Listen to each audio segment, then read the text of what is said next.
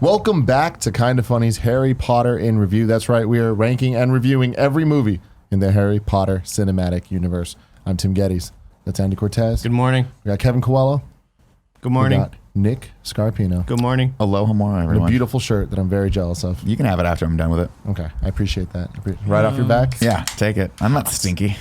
I might be a little stinky. Oily. How dare you, Andy? Oh, man. Before we even get into it, I want to say shout out to our Patreon producers, Al Tribesman and David Mintel.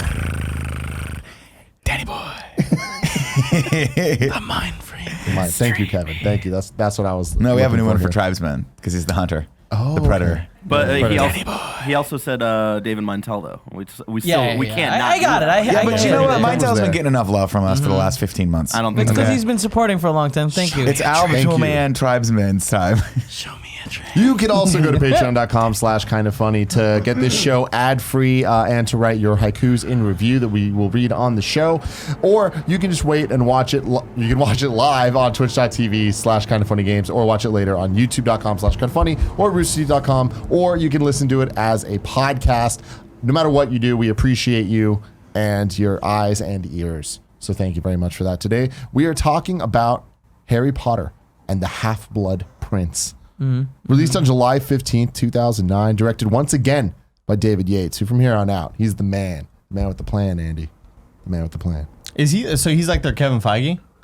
No. No. No, just he's director. No, that's actually like, probably Chris Columbus. He's like their Somebody- Russo brothers, But like but like why? not, though. he's For a like long time, yeah. he's their Zack Snyder. That's what I'll. He's their claim. Zack Snyder. No, Okay. but Zack Snyder even was like That more is in control well, of it once all. once he in the Fantastic Beasts movies, right? Didn't he also direct those? Yes, he did. Yeah, And the next he's 4. definitely their Zack And the next Snyder. 87. 87 I would Fantastic say that he's a Beasts. much more capable director than Zack Snyder as far as telling stories is Zachy concerned. Sny. That's. Yeah. I can see an Zachy, yes. argument for either one. To be honest, at this point. I God bless Zack Snyder, but I don't think he. I think David Yates Great is much more visuals, you capable. know? Great visuals. Here's of the Zack thing. Snyder. This movie had a budget of $250 million. Now, I know I talk about these numbers a lot, and out of context, you're just like, oh, that's average. No, it's not. Not at fucking all. Last week's movie, 150. Yeah. There's $100 million more dollars. Isn't that crazy? Where'd it go? Making it the 15th most expensive movie of all time. Daniel Radcliffe died and they had to clone him and Figure it all recreate out. him Is this and- the They one hired where he was Carrie really Fisher. drunk a lot of the time? In one of the movies, Yeah, it was. Yeah. In one of so I guess it was this one. He had an alcohol problem. That was Did the he really? budget. All the budget went to Daniel Radcliffe. Yeah. Yeah. All I the didn't know budget that. went to Smirnoff Ices. But it's pretty crazy looking at the list of the most expensive movies ever made. Number 15, Half-Blood Prince. 14, Beauty and the Beast. Spider-Man 3. Star Wars Force Awakens. Tangled. Star Wars Last Jedi. Batman v Superman, Dawn of Justice. John Carter, infamously. Oh, sadly. Not a terrible movie, A by the way. Star Wars story. Coming in at 7. Well, that makes That sense. They had to must do a have- lot of reshoots. that They must have basically shot hurt. that movie twice, probably. Justice League. Pirates at World's End. Infinity War. Endgame. Age of Ultron. And then number 1, Pirates on Stranger Tides. How is Damn, Tangled, an Ultron. animated movie from 2010, still on the list? That's crazy. I'm sure it cost CG, man. CG costs Costs a lot. more Good than- movie, underrated Yeah, movie. so you got to assume that it's just getting more and more And yeah, wasn't cost that like efficient now these days? You know? wasn't that one Or of the maybe- first ones that like was like that new Disney CG? CG. Like yeah. So That was after Princess and the Frog. It's also possible it just had like a lot of kinks to work out and a lot of production problems that just costs infinitely more money when you're doing CG. Yeah. Just crazy amounts. 250 is a lot though, especially Mandy since Moore. this movie's like really short. This movie was only like 2 hours, wasn't it? 233. Was it really? Yeah. Oh God, why did I Yeah, think it was 2 runtime. hours? 'Cause it 2 moves hours and quickly. 33 minutes. Box office of $934 million. It became the 8th highest grossing film of all time and 2009's second highest grossing film behind Avatar, and is the 5th highest grossing film of the franchise. Of course, we're avoiding spoilers going forward. You need to know that. Naturally. But before we get to the plot, what do we think about this movie? I mean, I liked it. It's not my favorite in the whole series, but neither was the book. I think that this for me is the sort of like, to me, it's like when you're getting on the roller coaster and you're going and you're going all the way up to the top of that first drop. That's what this movie is for me. It's a lot of setup. It's a lot of anticipation. It really does. It sets up probably one of the most important aspects of the whole series, which is the Horcruxes. And then it leaves you kind of at the end just sort of like feeling, oh my God, this is a terrible spot that Harry's in. Dumbledore's dead. Snape killed him. Is Snape a bad guy? A lot of what ifs. So I think you can't have the next 2 movies. You can't have the next book without this. But it's never been my favorite. I think it's easily the best movie, but it's definitely not my favorite. And I feel like as a whole, watching it, I really enjoy the pace. There's a little bit 2/3 through the way that gets a little like it slows down for the first time, and it's just like, oh man, it feels off because from the get-go, it's pretty intense. No Dudley bullshit. I really appreciated that. I feel like this movie's biggest fault is the coloring is distracting a lot of the time. That was interesting. One of the X-rays that I saw, one of the little pieces of trivia that I saw was that David Yates used a French DP, and this was the only Harry Potter that got nominated for a cinematography Oscar. Yeah, and I don't know why. I mean, he cites Rembrandt was a influence for Half-Blood Prince's color palette and lighting. Rembrandt uses dark earth tones and the illusion of strong lights and heavy shadows. A lot of yellows and browns. It was a lot of the movie looks like it's straight up in black and white. Yeah. So and I don't like that, and here's why. So watching it, there are the scenes with the vanishing cabinets, and you don't necessarily know. We see Draco go into the antique store and look at the vanishing cabinet, and it's kind of got a muted brown palette. And then later, when we see him take the thing off, the environment he's in is not that much different than the Brooks and Burns, whatever it was. I'll get to it in a bit, but or Borgans and what is Brooks. it called? Borgin and Burks. Borgin and Burks. It's not that different. I thought the first time I watched this that he was just going back to the store. Same here. Both times. And the way you solve that is the color palette, the coloring. Normally a traditional DP would say visually, let's make these two different by making that brown and this one like really, really different color, like a blue or something crazy. But they didn't do that. The coloring in this was so bad, in my opinion, that it's actually confusing. Yeah. And that's the absolutely. opposite of what the visual storytelling should help do. I thought the blocking of the shots was the best that we've seen so It was far. beautifully filmed. It's just the color grading was like, and it was like fucking dark. Everything was Very dark. dark. The colors were. It reminds me of Solo. When you watch Solo, you're like, what? I think someone's moving on screen a But little the bit. Not bigger quite that thing I had bad. an issue with was the vignette smearing going on for most of the movie, where everything looked like a flashback. Like everything's sepia with a vignette. You're talking about the sort of like warm glow that was happening around everyone, which was just Everybody had like a bloom on them. And they had a bloom, and it was a bad choice because especially when you come from the I don't know who the DP was on Order of the Phoenix, but that movie is crisp. When we go into the Ministry of Magic and we see the black tile and like it's black tile, but it's crisp and it sticks out and the effects are like sharp as shit. And then you come to this and it's like a blurry French New Wave dream. And I'm like, I don't like it at all. And everybody and every shot is like at 30% saturation or something like that. Yeah, Like it's really there's weird. just enough color to kind of want you. It keeps you wanting to have more color in the scene. You want sort of these brighter pops. You don't want the whole movie to feel sort of drab and dreary, you know. But I guess that's a vibe they're going for. But I do feel like there's a part where there is a lot of color when he takes the Felices and is running around being silly. But even those colors are muted. Yeah. There is color, but it's like the beginning of the last movie where it's like it's there, but it's just so it's still like dark's not even the right word. It's also confusing because I think someone mentioned flashbacks, right? When we see flashbacks, when we see memories in Harry Potter, we've now established that visual language with the audience. So once we come out of that, if it still looks like that, it's not like we're dumb. We're not dumb. We know, but it's just on a subconscious level. You're like, this is just off. This should be crisp. Yeah. When they go into the pensieve, it should be blurry and fuzzy and sepia. And then when we're seeing those flashbacks of him being taken, because we've already established also that when you get the picture taken of you, we have that effect where he's in the Daily Prophet, it's sepia, and it has that bloomy look to it. So it's interesting that the DP, maybe the DP just didn't watch the rest of the movies, and he was like, I just want to establish this look right now.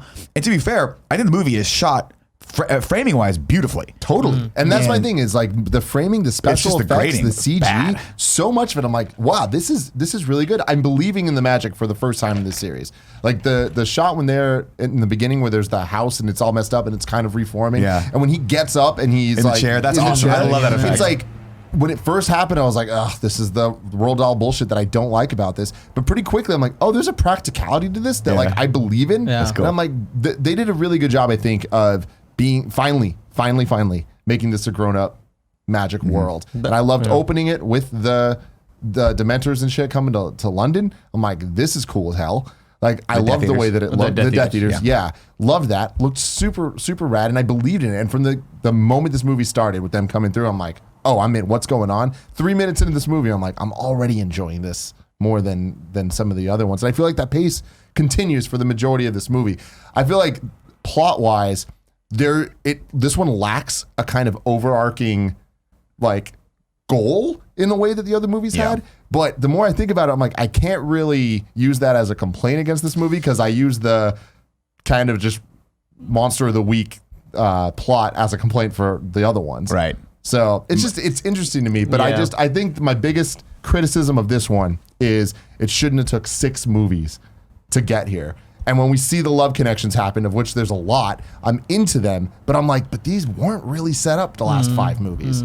So when they're connecting, I'm like, it feels fast in this movie, but I would have bought it if we got some more. I think the Ron and Hermione connection starts making a little bit of sense. To me, the one that always kind of stuck out was like, the Ginny Harry. The Ginny Harry one is like, what? But I take that back because on this one, that scene when she's like, close your eyes. I was like, ooh. I was like, good for you, Ginny. Like, that would actually probably make Harry like tip the I don't scales think toward that scene is so much a problem. It's the earlier scene where she goes to tie his shoe that I was like, this is so awkward. Yeah. It was pretty bizarre. I kind of enjoyed the movie. I go into these movies like, you know, kind of expecting not a whole lot from the ones that aren't Azkaban or Goblet of Fire and stuff like that. And I feel like this movie in particular is just such a big setup. Obviously, like Nick already mentioned that. It really reminds me of when you're watching a TV show and there's about to be a big battle or fight, and this is like the 2 episodes that lead into that, where not a whole lot happens until the very, very, very end. But, you know, what we do get, though, is I think a lot of meaningful dialogue. I think a lot of meaningful plot and world building. And it's interesting stuff. All the flashback stuff with Tom Riddle, I think, is super cool. I love that actor that they cast as young Tom Riddle. Yeah, he's awesome. He's just like really creepy and fucking weird. And you get that sort of dark vibe that like, oh, this guy's sinister and something's wrong, you know? I got a little chamber of serious facts here for Fantastic. you. Young Voldemort / Tom Riddle is played by Hero Fiennes Tiffin. I don't know if I Sure. Fiennes? It looks like it's spelled like Ralph Fiennes. Who's the nephew of Ralph Fiennes. Oh, wow. Shit. Who plays adult Voldemort and Tom Riddle. The director said that he did not get the role due to his relation to Ralph, that he cast him due to his ability to find the darker space in his line readings. The Half-Blood Prince marked the 5th and 6th actors to play Voldemort. In the first film, Philosopher's Stone, he was played by Richard Bremer and Ian Hart. In Chamber of Secrets, he was portrayed by Christian Coulson. Ralph plays the adult Voldemort, and Hero and Frank play young and teen Voldemort in this one. I've always said this is my least favorite movie, but rewatching it this time, it certainly surprised me how much I enjoyed it. Where like I kind of put it on, and I was like, all right, well, let's get through this one. But like, yeah, it hooks you, and like I'm kind of like I feel like what is it, Malfoy.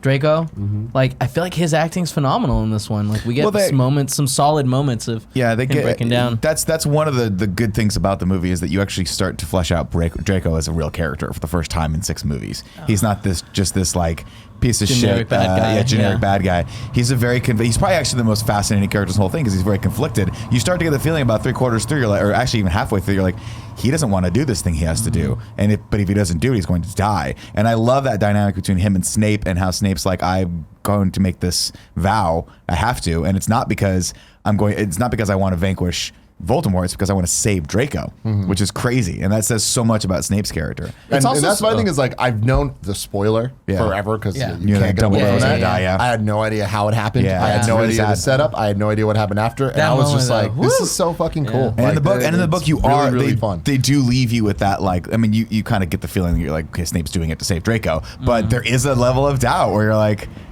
I mean, because it's never shot after where it's Harry and Snape's just fucking him up. I'm like, this is rad. Yeah. But you get that one moment where Dumbledore goes, Snape, please, and you're like, there's a little bit of you that's like, is he begging for his life? But then the rest of you is like, no, he's actually asking Snape to like, you have to do this. If you don't do this, all of our shit, all of our plans, this kid's life, everything could be at stake. So you have to kill me. I can't read lips. What's that? Never mind. You can say it. Yeah. Am I wrong? Future spoilers. Future spoilers. You're teetering on that a little bit. I apologize. Yeah. My apologies. I was gonna say that like it's so bizarre though, where I can't think of another film franchise that has this many movies that totally changes genre. Like you know, when you compare this to part 1 and part 2, you know, and then we get this, I feel like if a film franchise were to do this, it would have to be like a giant reboot where, hey guys, we are totally re-envisioning this franchise and we're giving it a whole new twist and turn. And now it's dark and it's muted and it's freaky. And there are a couple of jump scares that are like legitimately kind of scary. And I wouldn't recommend your kids watching the scene with all this It's creepy rated skeleton PG. people. No, like there's no This way. movie's PG. This movie's- and there's blood dripping from the moment that the girl got like crucified. Oh my That's God. intense. What the fuck? Yeah, the But whole it's- skeleton scene. I remember watching this. I watched this movie in theaters, and being in the theater, seeing that With the zombies. underwater part Yeah. with the creepy Yeah, zombies, yeah. I was fucking scared. Like, Yeah, oh my yeah. God, this is I- horrifying imagery. I think that like that gives a lot of points to like this as a series that where I feel like they introduced certain aspects of it that made it a little bit scarier and creepier and like it gets darker over time in such a smooth way that it I don't like think it's smooth at all. oh Like I feel it's pretty damn rigid. Yeah. Where it's like I hate that this is the 6th movie and then we're here. Well, my one criticism with the movie, and it was the same criticism I had with the book, was the title of the book's called The Half-Blood Prince, and the payoff at the end, you're like, one line. That's Yeah. what I'm gonna get. This is the most mistitled movie book in the entire series, I would say. But I remember now. Again, we can get to this when we get to the book corner. But I don't remember the Half-Blood Prince payoff being that good in the book. Also, it could have it been the wasn't. memory. They Yeah. could have named it like Yeah. in the memory of whatever the fuck. Yeah, but yeah, that's the problem is that like they titled it the Half-Blood Prince. should've been but the Horcruxes. But even in the book, the Half-Blood Prince mystery plot is like the C plot. Yeah, of it's the not- book. it's not- yeah, like and- that's and- not the but important guys- thing. It fucking sounds cool. yeah, It does. awesome. It does. And also, but it I've is been the practicing most the line. I've been practicing the line. Yeah. You dare use my spells against me. It's so bad. It's- you're And really then, bad And then That's he crazy. goes, I'm the half-blood prince. to which Harry You would got have me there. You finally got there. That last one was good. Like a Yeah, 6.8 out of 10, man. We're getting there. You're a solid 2-3 years away from nailing that. You're gonna nail it, buddy. Yeah, it's I so love hard. it. I love Trust it. me, do you know, guys, like, I rewound that line many times. So That's why it took me 3 hours to watch this that's movie. amazing. Hit me with the plot, please. Ladies and Greg's gentlemen, not here, but worry not. Nick will tell us the plot. once again, I must ask too much of you, gentlemen. And Harry. We start on the Warner Brothers logo, and we hear the echoes of Bellatrix Lestrange screaming, or singing rather, I killed Sirius Black. And Harry, we're back at the Ministry, right after the last movie. Harry's getting his picture taken. Dumbledore puts his arm around him, and his hand is just super majestic in this one important note. Then we get the title Harry Potter and the Half-Blood Prince, and we're in the Muggle world, ladies and gentlemen. People are just doing business. Hey, we're wearing ties today. Maybe it's Casual Friday. We don't know. But there's a storm outside, and people are freaking out about it because in London, I don't know if you guys know this about London, they never get bad weather. There's never. It's always sunny. It's and always nice. super sunny. It's never foggy. So everyone's like, what is that crazy stuff in the air? Yeah. I've never seen this. Jolly old London. Yeah. Granted, there are some crazy motherfuckers flying outside. They are Death Eaters. And they were flying through the streets of jolly old London, and they blast the wall apart at Diagon Alley and just go over to Ollivander's wand shop and fucking nuke it. And then they go in and they grab Ollivander, and well, we assume it's Ollivander. We don't see. I don't think we see him. They have like bags. no yeah the bag to But there's two people they grab. One of them has the maybe kind of looks like Ollivander. We don't know. That might be a future spoiler. And we see. I was literally trying not to spoil it, and then I just went deep into it. And we see Fenrir Greyback. Is that how you say his name? yeah Yeah, the werewolf Fenrir. man. The half guy. werewolf, half man, all sexy. Is he? Super hairy. He's very hairy. His hairline is like at his nostril. And then for no reason, right after this, they just Magneto the hell out of a bridge in London. They're like, yeah. let's just twist the shit out of this bridge for no reason. It's like, why are you doing Kill all this? muggles. I guess so. Flash Statements. forward, and Harry's just having a cup of the old coffee Cup of Joe. at a train station in Little Winging. nailed it Winging. nailed it And reading about himself. Which is a pro move if you want to impress that super smoking hot waitress that's And he been did waiting it. on you. Yeah, And man, he yeah, I did. know. And what does she say, Nick? She goes, who is Harry Potter? Yeah. And Harry goes, he's no one really. He's kind of a tosser, is what he Yeah. says to him. And then I forgot. I didn't write down what she said. What she said She about goes 11. Oh, we're getting to that part. Yeah. God damn. Sorry, I'm sorry. Let's get it, Harry. And he scores that day because he starts talking. She goes 11.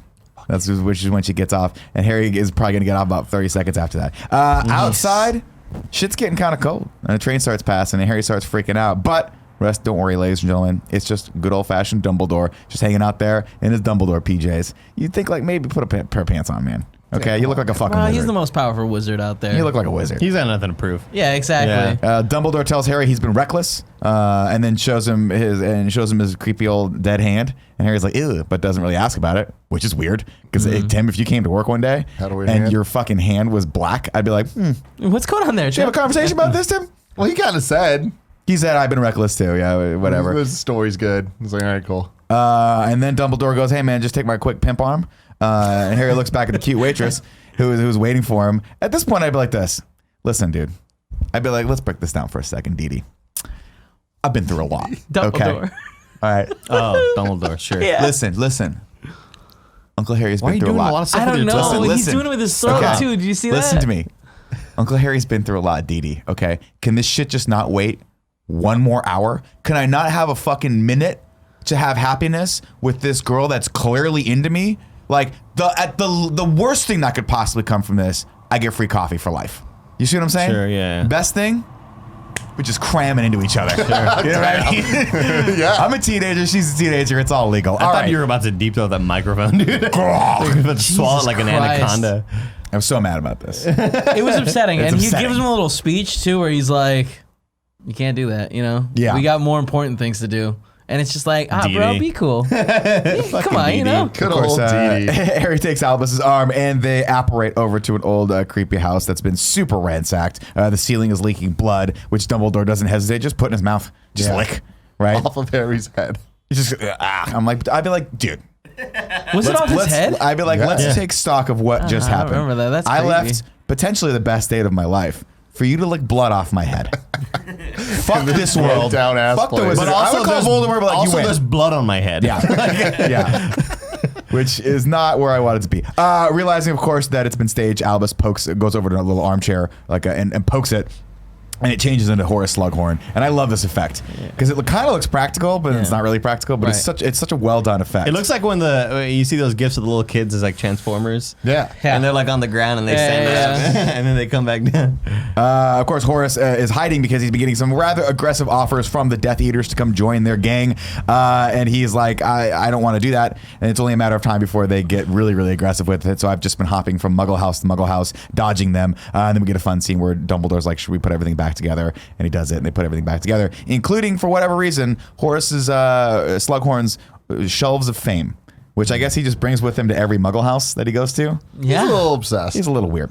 Of course, Horace, excuse me. Hoary. I called him Hoary. I like it. Slughorn tells Harry that his mother was once a favorite of his and shows him the shelf of the students. We get a little montage of past wizards like Barnus Cuff, editor of the Daily Prophet, Gwynog Jones, who's the captain of the Holyhead Harpies, and Sirius Black's younger brother, Regulus Black, and of course then Harry's mother, Lily. He has this. We started learning that he has this menagerie of famous witches and wizards that he keeps contact with for hookups, which I assume was just the part where Tim Gettys was like, "This is what I would do if I was in the wizarding Hell yeah, world." man. The Illuminati. Of course, Dumbledore wants Slughorn to return to Hogwarts and is clearly using Harry as bait. Slughorn really can't resist this, collecting Harry because Harry is, of course, it would be the crown jewel, and so it's basically he gets him to sign back up to come back and teach at Hogwarts. And which we're starting to get, we're like, it's weird, and Dumbledore's like, it's very crucial that he return, and you're like, okay. Now this is when I was like, hey Dumbledore, I know you're a genius. Yeah. But maybe just sit the motherfucker down and threaten him. How about a threat? You know what I mean? All right.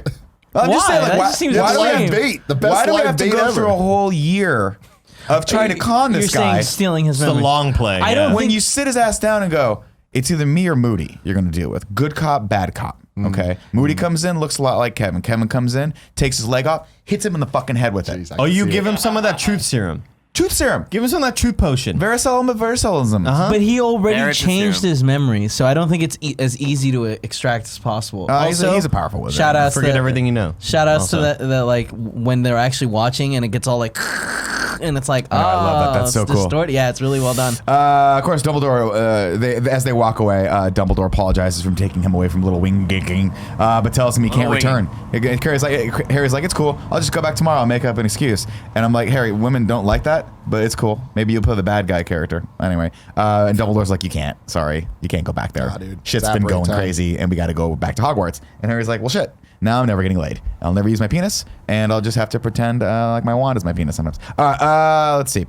Harry, of course. Not even trying. I know. It's not even funny. That was it. It's been a long week. Harry once again apparates, and this time he lands at the marsh outside of the Weasleys. And Jenny is very, very excited that Harry has arrived. She gives him a big old hug, which further proves my theory that only tall people get love in Harry Potter universe. Because Harry looks at her in her tall body, and he's like, "Oh, I'm all for this." He wasn't liking her before, but now that she got tall, he's into it. Yeah. Okay. See, and this is a theory that I have Yeah. that I will continue to prove to you all throughout the rest of this movie. I don't know if we need to know it. Okay. Ron, Hermione, and Harry all hang out while Harry makes a small, sad fire out of the Daily Prophet, which for some reason features Malfoy. We're not quite sure. Their parents don't want them to go back to Hogwarts. Apparently, that's the big kerfuffle. And everyone's like, but this is Hogwarts, man. We're safe there. And everyone's like, we're not safe anymore. Like, we're always in danger. Who cares? Yeah. Like, Especially now. You know? Like, Then we get a quick scene out in the rain where we But see. I want to say I Yeah. really liked the blocking and framing of when the Weasleys kind of like were up the stairs, Yeah, that popping was their cool. heads out of the different holes and like all like stoked about Harry. Yeah. It was just cool, and it just like it's so at odds with the color correction. like, oh, now you want us to stay home now. Now you want us to stay home. Instead of when we got attacked by a troll in the restroom. Right. And there was a 2-headed dog that almost murdered us. Right. And then fucking 3 Harry heads. fell 4 miles from the sky almost into the ground. Don't forget about that time the giant basilisk fucking kidnapped Ginny. Yeah. yeah, Remember that?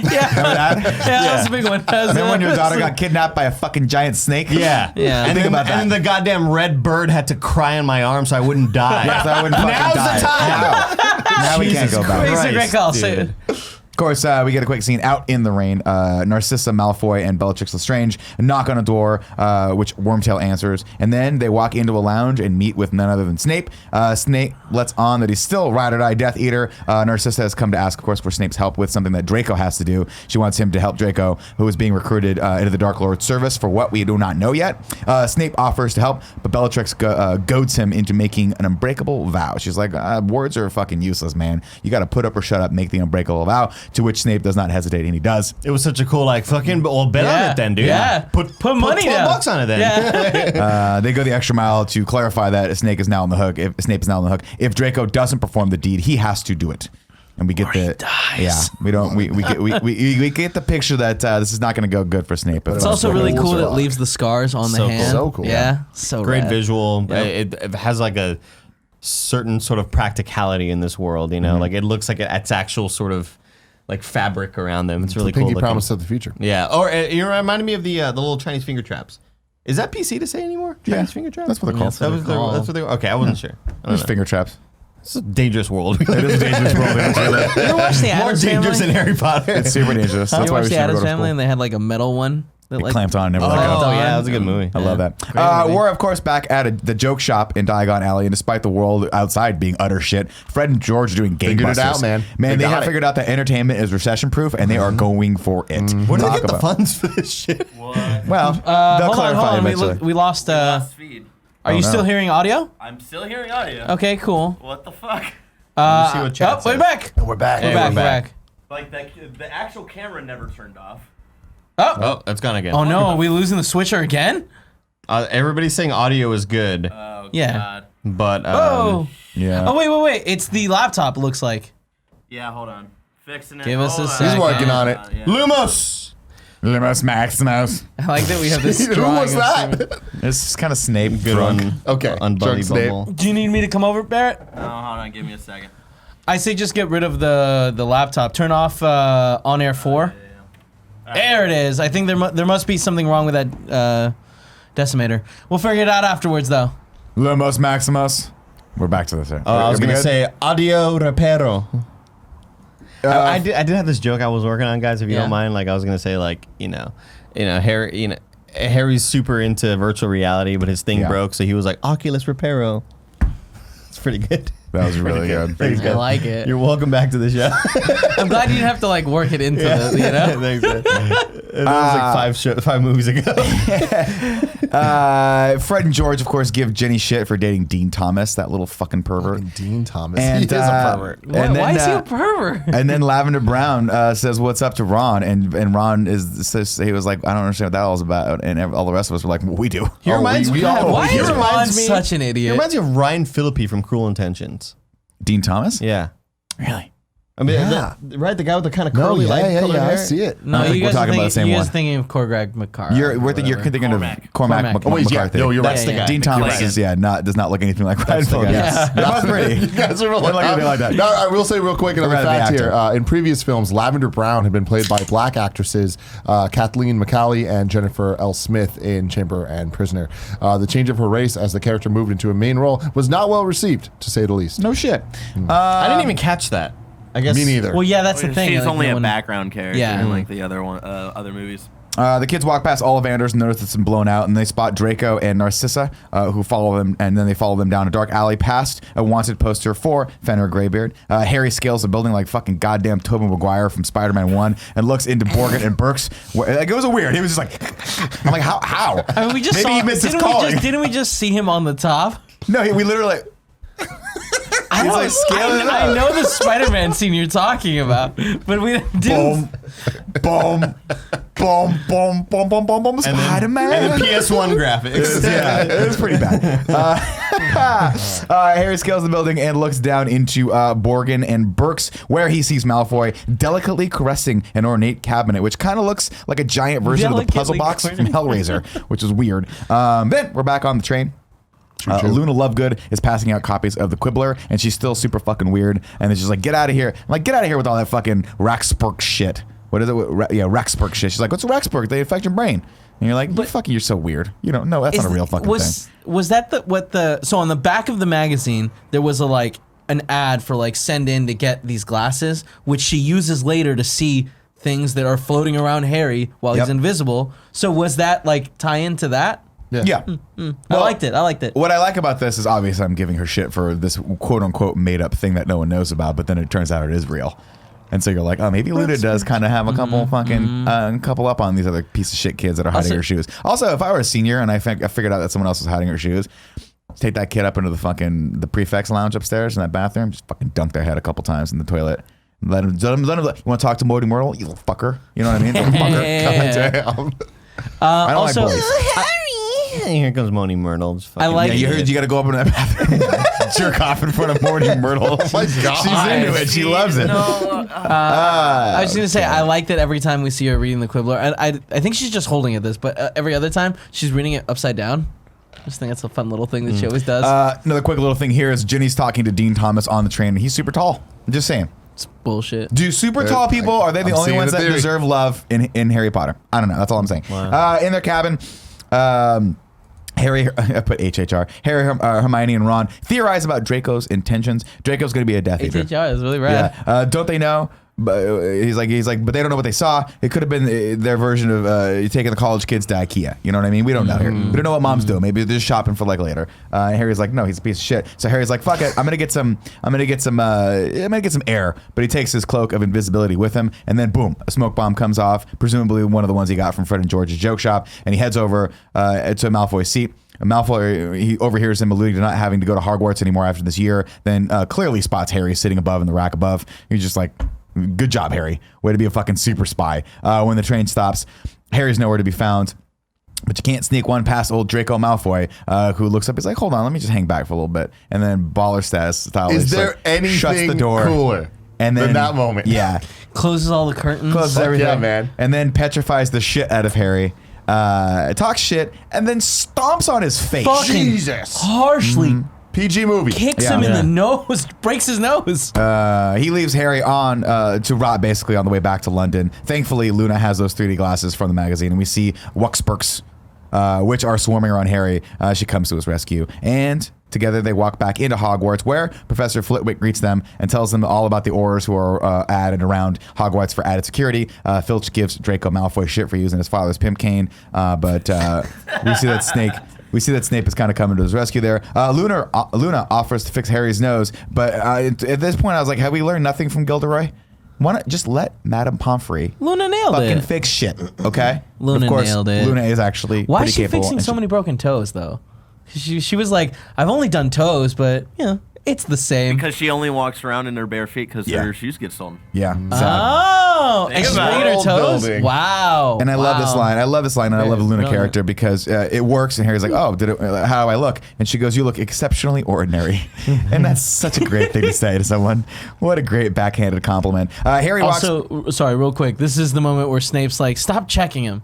Like, I'll vouch for him. It's fine." Yeah. So that's how he gets this thing in. Yep. Sneaky Snape. Sneaky Sneaky. Snape. Harry walks back into the Great Hall covered in blood. And Dumbledore is making his opening announcements. As he does so, cool little touch here where I don't think we've seen before, where as he approaches the podium, the owl on the front of it like spreads its Really wings. cool looking. I was like, that's fucking rad. How do I get that on my desk, Kevin? Order that on Amazon, Kevin. We'll figure that out. Slughorn. You'll get mad at us and have it thrown out for like 3 weeks. I hate clutter. That's true, but for those 3 weeks, man, it'll be It'll be magical. cool. It will be magical. Horace Slughorn is the new potions master, which then makes Snape, finally getting bumped up to the big leagues as defense against the dark arts You know what, professor. man? Woo! I felt He it. deserves He it. finally Yeah, got his I call. felt I was it. like, Big moment. get That it, was a big dude. moment. I get it. He But you know finally what got invited to sucks? the barbecue. They don't ever have a potion or a lesson with him. It's true. Yeah, And you that's- don't, see don't it. ever see him teach defense against the cares? dark. He didn't teach it last movie. You'd think he would have been good, though. Wait. Oh yeah. Harry. Where, No, he 2 taught movies it. ago. No, yeah, Acclimacy. 3 Clemency. movies ago with fucking taking over for Lupin that one Yeah. lesson. All you need. Dumbledore tells the kids about Tom Riddle, who was once a student. And quote, as I stand looking out upon you all tonight, I'm reminded of a sobering fact. Every day, every hour, this very minute, perhaps dark forces attempt to penetrate this castle's walls. But in the end, their greatest weapon, and then we get a quick shot of Malfoy, is you. Just something to think about. Now off to bed. Dumbledore great with the shit they say to inspirational these kids speeches. in the first day. Harry and Ron watch as the new kids file in. And then we get this fun scene where they're seniors now, or This is- juniors now, and they're just like watching the dumb new kids walking around. This is the first movie that I feel like we actually see a range of grades. Yeah. Like, but before it was kind of just like, okay, there's the Weasley brothers, and that's pretty much it as Right. the older kids, and there's just a bunch of the young kids. But now it's like, oh, there's a table full of young kids in the front. Well, you saw him, you just didn't know. Like when Harry In Goblet, we saw like the older when class. or Harry whatever. becomes the Seeker, I think the head of the captain of the Quidditch team, I think was a 6th year or 7th year. I'm talking about the scale of it. Yeah. Like you're seeing a ton of kids. Where Yeah. When you see the Grand Hall, it's like, oh, there's a gradient of ages here. It's instead of not- just like a 3-year range, Yeah. 4-year range, or whatever. Well, also Ron kind of is tall now and kind of jacked out. Should we call him John from now on? Jacked Ron? no. All right. Of course, Professor McGonagall tells Harry, she's like, hey, Harry, you got a lot of time. Oh, Get your maybe ass. Ron Beastly. This is why we love you. This is why we love you. Professor McGonagall tells Harry to get his ass the potions. Harry's like, I don't have to take potions. She's like, motherfucker, get your ass the potions, okay? Yeah. You got more shit to do here than just being a student. Well, she was like, if you want to be an Auror, you have to take potion. And he's like, yeah, but you need to get what? Excellent or exceeds? Yeah, I had to He get- needed to get under Snape. Again, they don't set up any of like this stuff really at all in the other movies. But yeah, he wants to become an Auror. He has to take potions. He has to take advanced potions, Yeah, right? he has to take Yeah. advanced potions. But to take advanced potions, he needs to get an Top grade. outstanding. He needs to get an outstanding under Snape. But now that Slughorn is teaching, he'll accept exceeds. I feel like that's an unnecessary fact. It's Like just a where it's walk- like, we got it. He couldn't get it with Snape. Now he can get it with Horace. Just Right, walk yeah. into class and be like, do you know who I am? I'm Harry Look fucking at my Potter." fucking forehead. I'll put my Do you know scar who I on am? it. You just take out your big ass scar and put it on the table. Be like, I'm fucking Harry fucking Potter. Why is he Scottish now? I'm Jason Harry Statham Potter. now? I'm Jason Statham. You don't know me. You don't know me. Everyone knows me. I know you. You're yeah, Harry it's Potter. the Everyone knows opposite who of you what are. he's saying. You're the boy who lives. You don't know me. All right. Slughorn is delighted to have Harry in class, of course, and Harry, being ill prepared as always, doesn't have a copy of Advanced Potion He Making. didn't know he was taking that class. To be fair, that is not Yeah. Harry's fault. Yeah. Harry was like, I did not know. I thought I had a free period. We were going to go to Del Taco. like Nick used to Why do. Ron also got to take this? I guess he got exceeds as Nothing well. cool yeah. in a free period, man. Ron's just like, Nothing because cool. Ron's like, I just want the free period. Ron, here's what Ron's big plan was for that period. I'm going to walk over to a wall and stare at it. That's all I'm going to do. Stand taller than Just be taller than everyone. And to be honest, I don't blame him for that. That sounds awesome. I'd love to know just once in my life what that feels like, Tim. Fuck you. You tall piece Of course, of shit. he and Ryan, Slughorn's like, just go grab one of the copies from the cupboard, the class copies, and he and Ryan head over to the cupboard, and where they see 2 copies, one which is brand spanking new, the other is torn and tattered. Of course, they fight over the copy, but Harry loses because Ron is just way fucking taller and pretty much more deserving of love. Meanwhile... It's true. Meanwhile, Hermione is educating the class on the Amornentia potion, which creates strong feelings of infatuation and obsession. Man, I'm pretty sure I spelled that wrong. All the girls, of course, are super into this. Let me see. Amortentia? I thought you were saying infatuation. I thought you were saying you spelled infatuation wrong. Oh, no, but I spelled class wrong. I spelled it C-A-L-S-S. It doesn't matter. I gotta type fast, guys. Okay? We don't have time for this shit. All the girls, of course, are super into the love potion. Turns out Hermione gets her rocks off to spearmint toothpaste, apparently. Yeah. She's like, smells like spearmint toothpaste. You know? Something I thought was weird about this is the way that they set it up where, what's her name? Lavender Brown? Lavender Brown, yeah. Like, so obsessed with Ron. Yeah. And for the fact that there's an obsession potion and that had nothing to do with it. Nothing to do with it. Kind of weird. Also, when Ron gets hit with the love potion, it was actually meant for Harry. Yeah. So it was just interesting that, like, when I remember the first time, I thought that was more like Lavender trying to do that. It doesn't matter. Anyways, I really like Lavender's like overacting with all the like. I thought the actress did a good job. Yeah, I thought she did too, but like if she was under a spell, but she's not. So it's no, she just wants that piece of. And they get it, man. drink We've of all water. been juniors in high school, Dude. You know how it goes when you're a kid. You see someone, you're like, "Yep, I'm into that person." That's now. it. That's it. Of course, the last vial in Slughorn's presentation is a curious little potion known as Felix Felicis, Felices, or more commonly referred to as liquid luck. Fucking dope, right? Very hard to make, but if you get it right, one sip and you'll find all of your endeavors succeed. And then he offers a little bit of a challenge. So whichever student manages to make a decent brew of living death gets this vial. Of course, important to point out here, only one student has ever managed to succeed in this task. We don't know what that student is, but we get the picture pretty soon that it is the Half-Blood Prince, whoever that was. Harry opens his old ratted book and sees a bunch of inscriptions, and sees an inscription which reads, "This book is property of the Half-Blood Prince," and he notices quickly that there's notes all over the margins and within the paragraphs, fixing some of the recipes, telling people kind of telling people the way to really get this shit done. I have a quick question. Yeah. Maybe they explained it, maybe they didn't. This is open to everybody here, baby. Yeah. What the fuck is the Half-Blood Prince? They didn't explain it, but I was gonna save it for book corner, but I'll bring it up now. Is that Snape's mom is a pureblood, and her maiden name was Prince, and his dad was a Muggle, so he literally just gave himself the nickname Half-Blood Prince. So this is the equivalent of Harry signing his things, the Chosen One. yeah. Well, Okay, cool, it's cool. like Good to know. it was like his like.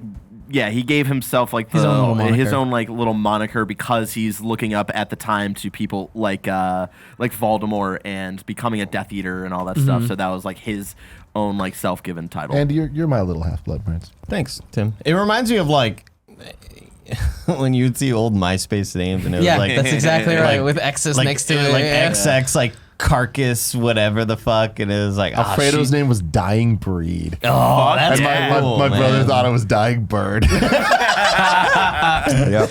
I feel like I wish they had given a little context for that, because like I feel like that's a cool, because Half-Blood Prince just kind of sounds like that's super random. I mean, but then it's like, oh, his last name's Prince and he's a half-blood. It makes total sense. I think him calling himself that, like, Yeah. when I look back at that flashback of James picking on him, like, I get it. You Yeah. know? yeah. Like, I get it. Because here's the problem, right?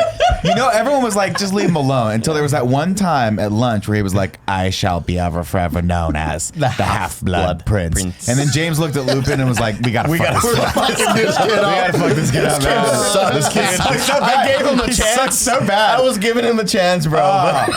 Fuck it, back into Potions class, of course, Harry starts looking through all of these new techniques that the Half-Blood Prince has written and realizes very quickly, like, this actually is pretty cool. goes. So he starts following them, and for once in his life, and probably the only time actually, he gets one over on old Hermione, who is like, I don't like this. Every time they cut back to her and her hair is like a mess gets from all the bigger and steam. bigger. It's just so good of her being like, no. You cut him, not smash him. He's like, I'm going to do it my way. Yeah. I'm going to do it my way. Harry, really of cool. course, Yeah. wins, Seems cool. very easily wins the vial and wins the day. Then rolls up to Dumbledore's office, and Dumbledore is looking at Tom Riddle's notebook from Chamber of Secrets, which I thought was cool. They have a little slight chit chat, and then Dumbledore basically like cuts to the chase. He has a cabinet full of memories, interactions with Tom Riddle. They head to the Pensieve, and Harry relives a memory of the first time Dumbledore met Tom at the Wolves Orphanage. Just looks like the most depressing fucking place on the planet. Tom has been causing all sorts of havoc with the kids there. A bit of a little psychopath, this one is. Why not teach him how to do really crazy, deadly shit with magic? It makes sense. But all What of a could sudden, possibly go wrong? This movie changes to Dark Phoenix. Oh, yeah. For about 5 minutes. 5 and seconds. I'm like, oh shit, it's Xavier. This is weird. I like this scene though, because there's a couple nuances to this scene that are very interesting. Dumbledore meets with Tom, and we see shots of things around the room. We see a picture of the rock in the middle of that rock, the crazy sea that they're going to go to at the end of the movie, which is cool. So it's a place where he has been to before. Yeah. See, I didn't like that. It Oh, seems really? super random. Like I get that it's like, oh, it's setting up where they go later. Again, where they go later, it's like, okay, well, why did you transport to the rock and then inside? Yeah. Like why So not that just you go can see the inside? shot. I know, but Right, it's like yeah. that seems like that's not clever movie making. I like to That's think that Dumbledore was like, "Oh fuck, I missed." I only saw it in the picture my that bad. one time. Well, a lot of people don't know this, but it's just like Nightcrawler. He apparates and he can't see. If he can't see, he can't go into it. okay, hey, X-Men. There you go. Forget everything you know. Forget It's all everything you know. connected. We also see a drawing in a book, which I don't think has relevance. I just wrote it down here. And then 7 stones on the windowsill, which is interesting. 7 stones on the windowsill. 7 books. seven. Dumbledore tries to bond with Tom by telling him that we're alike, and Tom wants him to prove it. So Dumbledore lights the wardrobe on fire. And then to which you're like, that's fucking crazy. Yeah, that's a weird thing It's like to when do. you're about like someone's like, prove that you're crazier than me, man, and then you just go over and fucking stab someone. You're like, like where are we at? But it turns out he lights the wardrobe on fire because there's a couple things in there that don't belong to Tom. There's a couple things that quote unquote want out. And it's because Tom's been stealing shit from kids as he's like presumably bullying them. He is. And I read a bullying piece him. of trivia. I don't know if it ever comes back up, but I read a piece of trivia about that bluff and that Yeah. rock, which is just a place that he had gone to and like Tortured kids. tortured kids, basically Yeah. on like a school trip. Yeah. So none of that matters. Not probably would have been cool, but not necessary to work that in. I wonder if that's where he did like the first time he did dark magic without knowing, and somehow used their blood and found that it opens or like, you know. I don't know. Yeah, there was something where like the he brought the kids down there and like they would not tell anybody like what the fuck happened. So it's like it's insinuated that he did some like terrible shit even Yeah. as like Yeah. a 10 or 11-year-old. Exactly, Tim. Dumbledore, of course, tells him, looks at man, that shit, none of this shit's gonna fly at Hogwarts. And then Tom's like, hey, I got this other thing I could do. I can talk to snakes. Is that normal for someone like me? And then Dumbledore's like, yeah. If you're a fucking deranged serial killer, let's teach you some cool shit. You know what I mean? Give the kid a gun. Let's go. Let's go. You know, Harry asks if he'd known what Tom was going to be, and Dumbledore's like, no. But Tom was close to Slughorn, and Slughorn possesses something I need quite dearly, and he won't give it up very easily. So Harry, here's the deal. You're starting to get the big picture here. I need you to get close to Slughorn and then let him sort of collect you, which is the creepy little thing, and then you're gonna get the thing that I need. Is that cool? And Harry's like, I don't know if as a 15-year-old being collected by a 65-year-old man is something that I need to basically submit myself to willingly. But you know what? For this other 65-year-old man, you, I'll do DD, it. I'll For you, do it. DD, we're all going. Has he shown in the memory at this point? No. No, that's later. Also, I really like that we see Voldemort going to Tom and recruiting him because, like, they don't talk about this much, but like that is what happens when like it's an orphan or like a Muggle-born. Oh, like, Dumbledore going to Tom. Yeah. Like Hermione got recruited by what's her face? McGonagall. Yeah. And it's like that just how that process is. Get a little more of the world, love it. We get a quick little scene here that it's interesting. Where a bunch of Death Eaters try to fly into Hogwarts and just get repelled by the protection spell that's surrounding it. It's like bing, which is very much like the Whomping Willow, like killing the bird and stuff.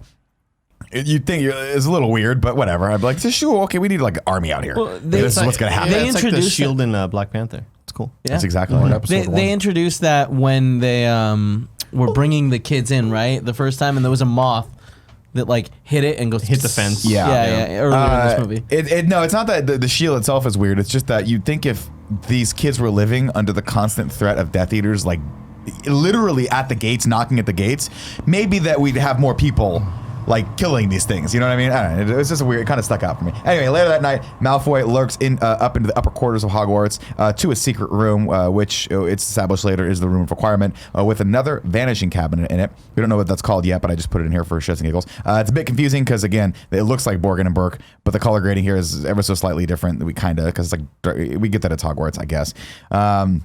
We have our criticism that we already talked about. Quidditch practice. Harry and Ginny are holding tryouts, presumably as co-captains. Maybe Harry's the captain now. Ginny's the co-captain. Barrett, can you verify? No, Harry's just the captain. Ginny was just helping him organize. Because she's been on the team for a while. Yeah. Hermione watches as Ron talks with Cormac McLaggen. McLaggen. And I didn't make that name up. It's Cormac McLaggen. Nope, is that wrong again? This little piece of handsy shit. They're both going out for the same spot of keeper, and apparently the same girl, Granger. See what I did there? Whoa. McLaggen and Ron talk about their broom and take to their brooms, and McLaggen's broom is, I'll say, rather impressive protruding from his crotch. It is. There's a shot here where he's just like, "What's up, ladies?" And I'm like, "Ooh, creepy." Ron does fairly well as keeper, surprisingly, although not with the poise and grace that McLaggen does. Thankfully, Hermione uses the Confundus charm to fuck with Cormac, and Ron gets the spot. Because once again, Quidditch, fucking rigged. Again. It's all rigged, dude. But I like to believe there's another shot they didn't include in this where she's like, Confungus. And he goes away, and then the camera pulls back, and McGonagall's like, yes. Mama needs a Ferrari. Yes. No, she's pissed off. She's like, damn it, Cormac's clearly the better player. Yeah. Who's fucking with Who's him fucking with him?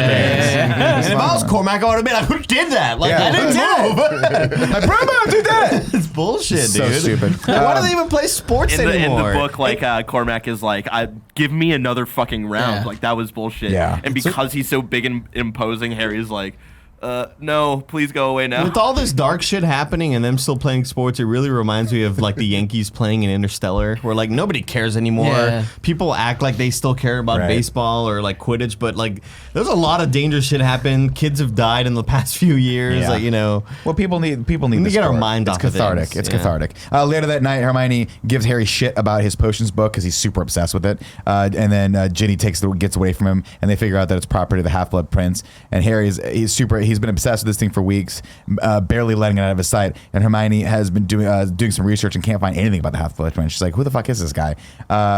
Then they head to the Three Broomsticks so Harry can get a little bit closer to Slughorn, who is drinking alone. Thankfully, Ginny and Dean Thomas are not drinking alone. They're drinking a little bit of each other. They're snogging over there in the corner, and Ron does not like this.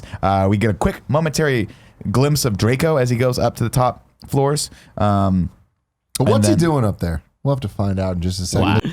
The plan works because Harry gets a very exclusive invite to Slughorn's exclusive supper party, or as the students refer to it, the Slug Club, Slug Club, which baby. is dope.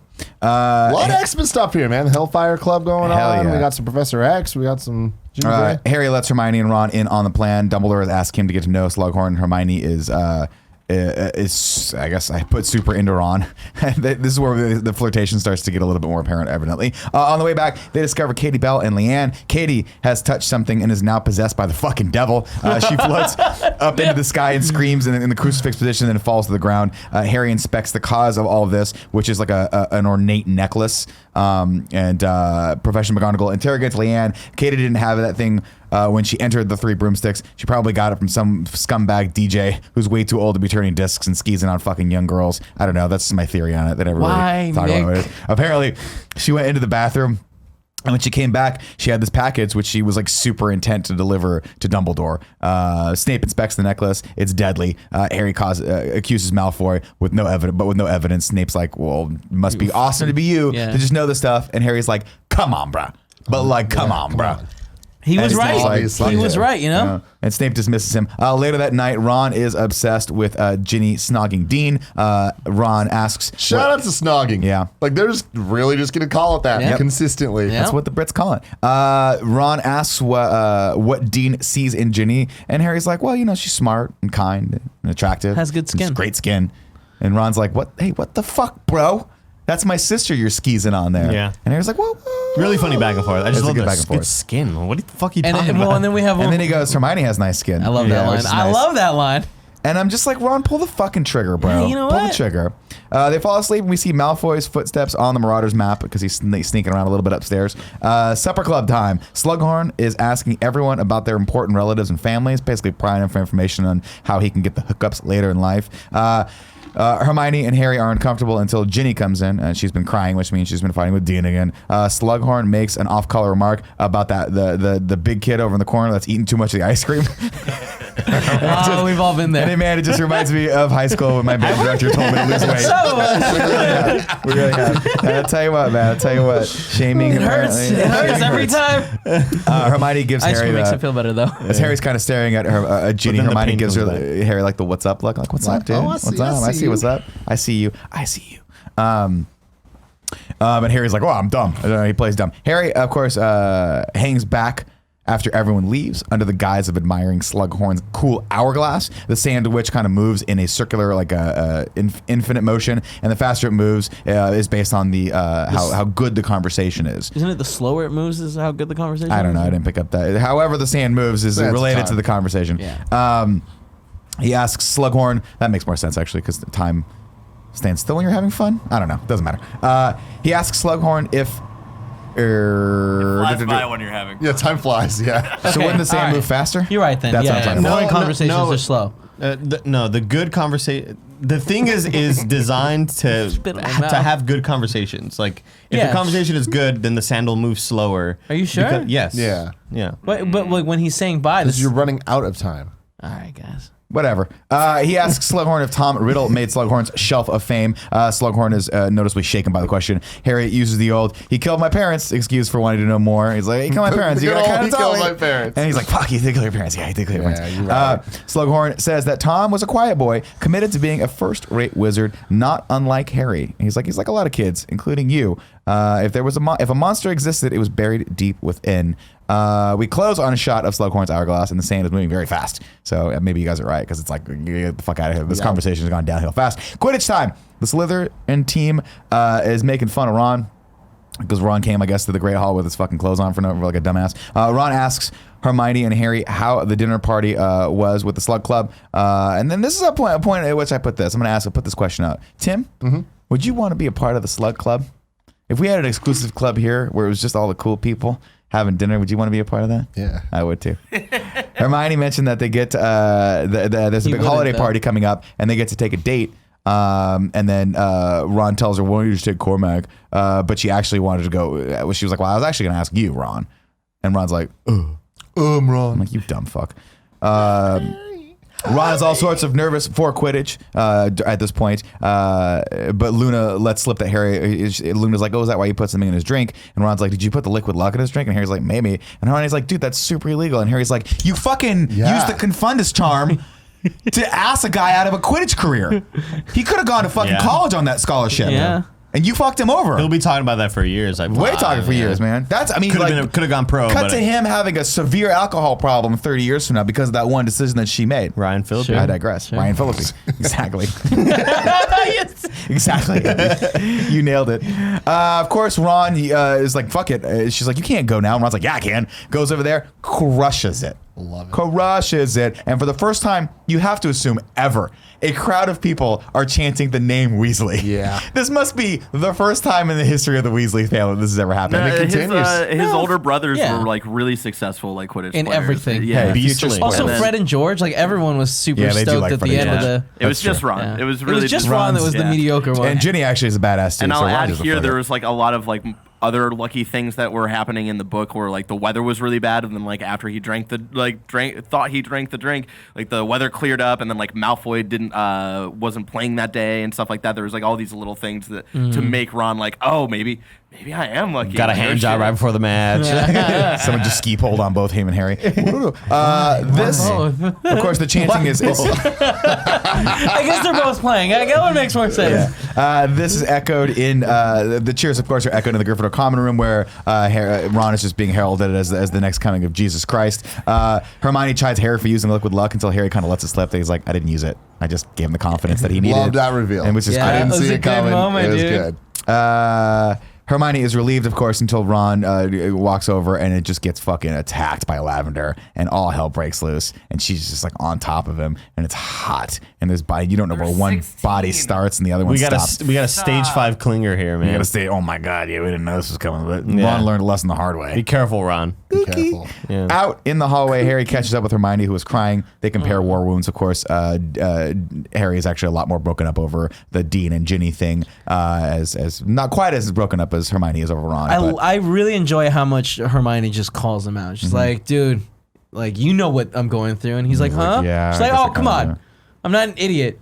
Like, no one watching the movies saw it, but she figured it out. Yeah. Yeah, we didn't get it. Yeah. But apparently What's she up did. with Cho? She's gone.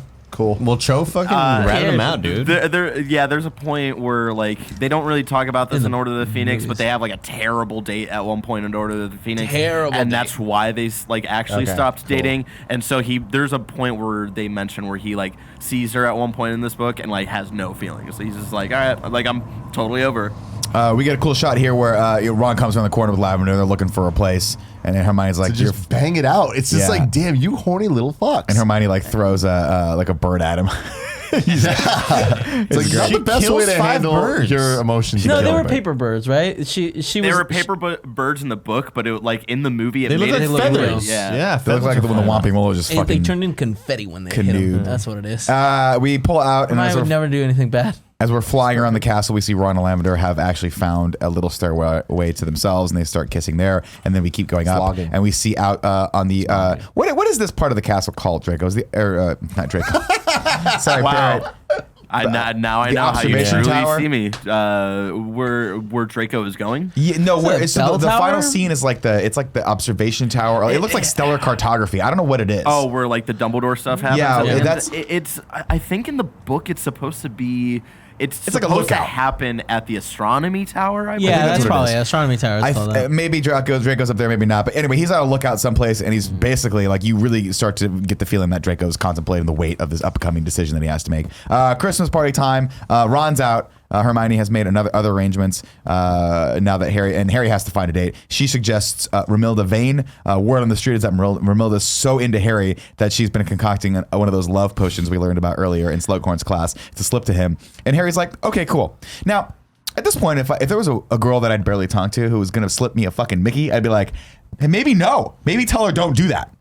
Yeah. Okay? Illegal. Instead, he's just like, oh, which one is she? I don't know. I like that Yeah. scene. And I like that too. Yeah. In the book, he is like very wary of Romilda Vane, where he's like, "Not get me the fuck away from Yeah. her." But also Hermione calls it right. She's like, she only wants to be with you because you're the chosen one. Right. And Harry's And he's like, I says, sure I am the chosen one. Harry's like, what is the point of sacrificing my parents if I can't get some ass every once in a while? I am? Look at my fucking forehead.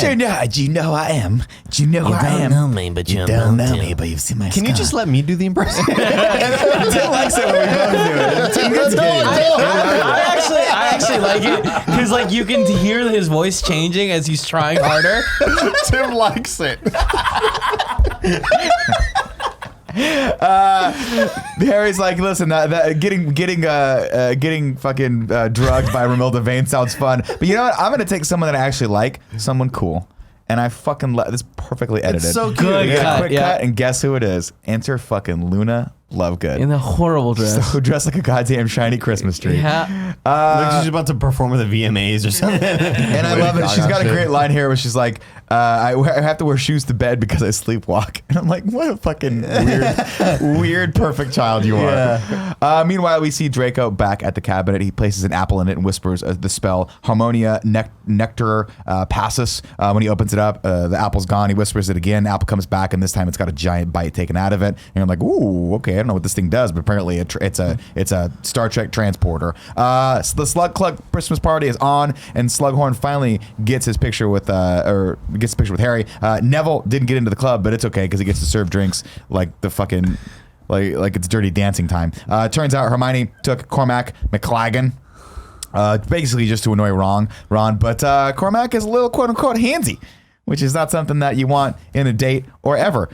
Snape interrupts She keeps eating the garlic thing. Yeah. Like, oh, is it garlic? All right, great. Yeah. They're having that conversation, and Snape interrupts to convey a message from Dumbledore, who is traveling and won't return until the terms end.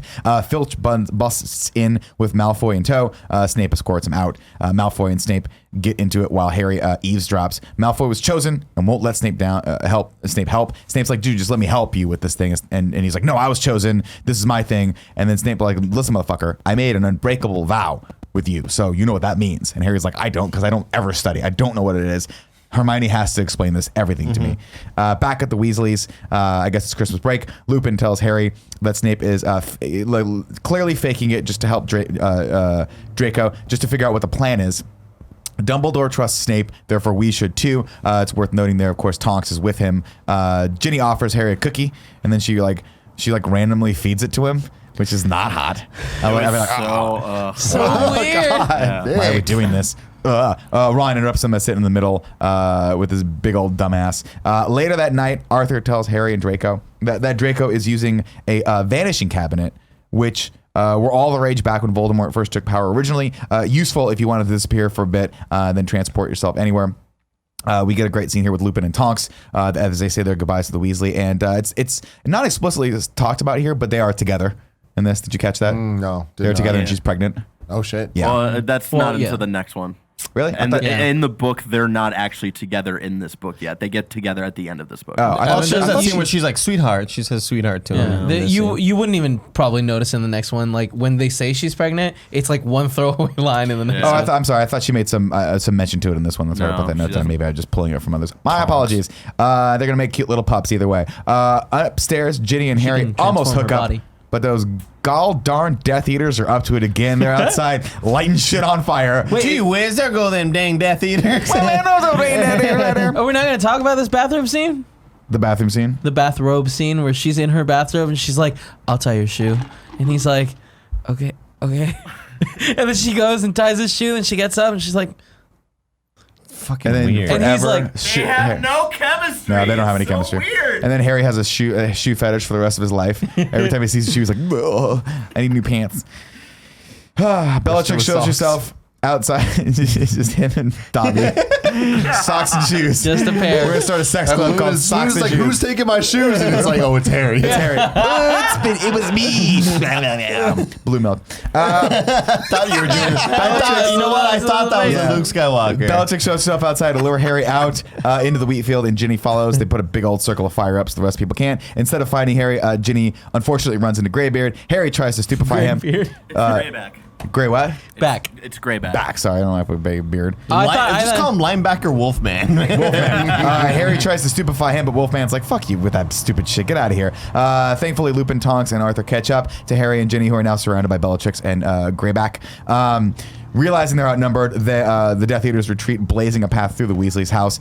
Molly and the family watch as the house burns. And it's a sad thing until you realize they could just wave a wand and be like, just And that's the problem is I feel like with all of these movies, the stakes when big moments happen kind of feel like it instantly is a forget everything you know thing where anytime someone dies, you're like, okay, but like it never feels quite right. Well, like when Sirius Black died, there was a moment like, is he dead really? Like instead of being like, oh man, Yeah. it was more just like But what could happen to But like I save feel them? like the Sirius Black one was on purpose. 'Cause Yeah, they don't really yeah. convey it well in the movie, and this is something that like people were upset that I didn't really talk about last week. Is that in the book there are a couple chapters where like Harry is trying to find out if he can bring Sirius back. Like he talks to like nearly headless Nick about like if he would have come back as a ghost, and Nick like explains to him like no, like he would have moved on and all this stuff, and like yeah, they go way more into that. It's not even just that though. I feel like it's like any of the deaths that we've seen I or feel any like, destruction that we've seen. It's when like, we got the death from what's his face in the 5th book Wait, Cedric? what? Yeah, Cedric. In the fourth one. or 4th one, sorry. Like I felt like that was very final.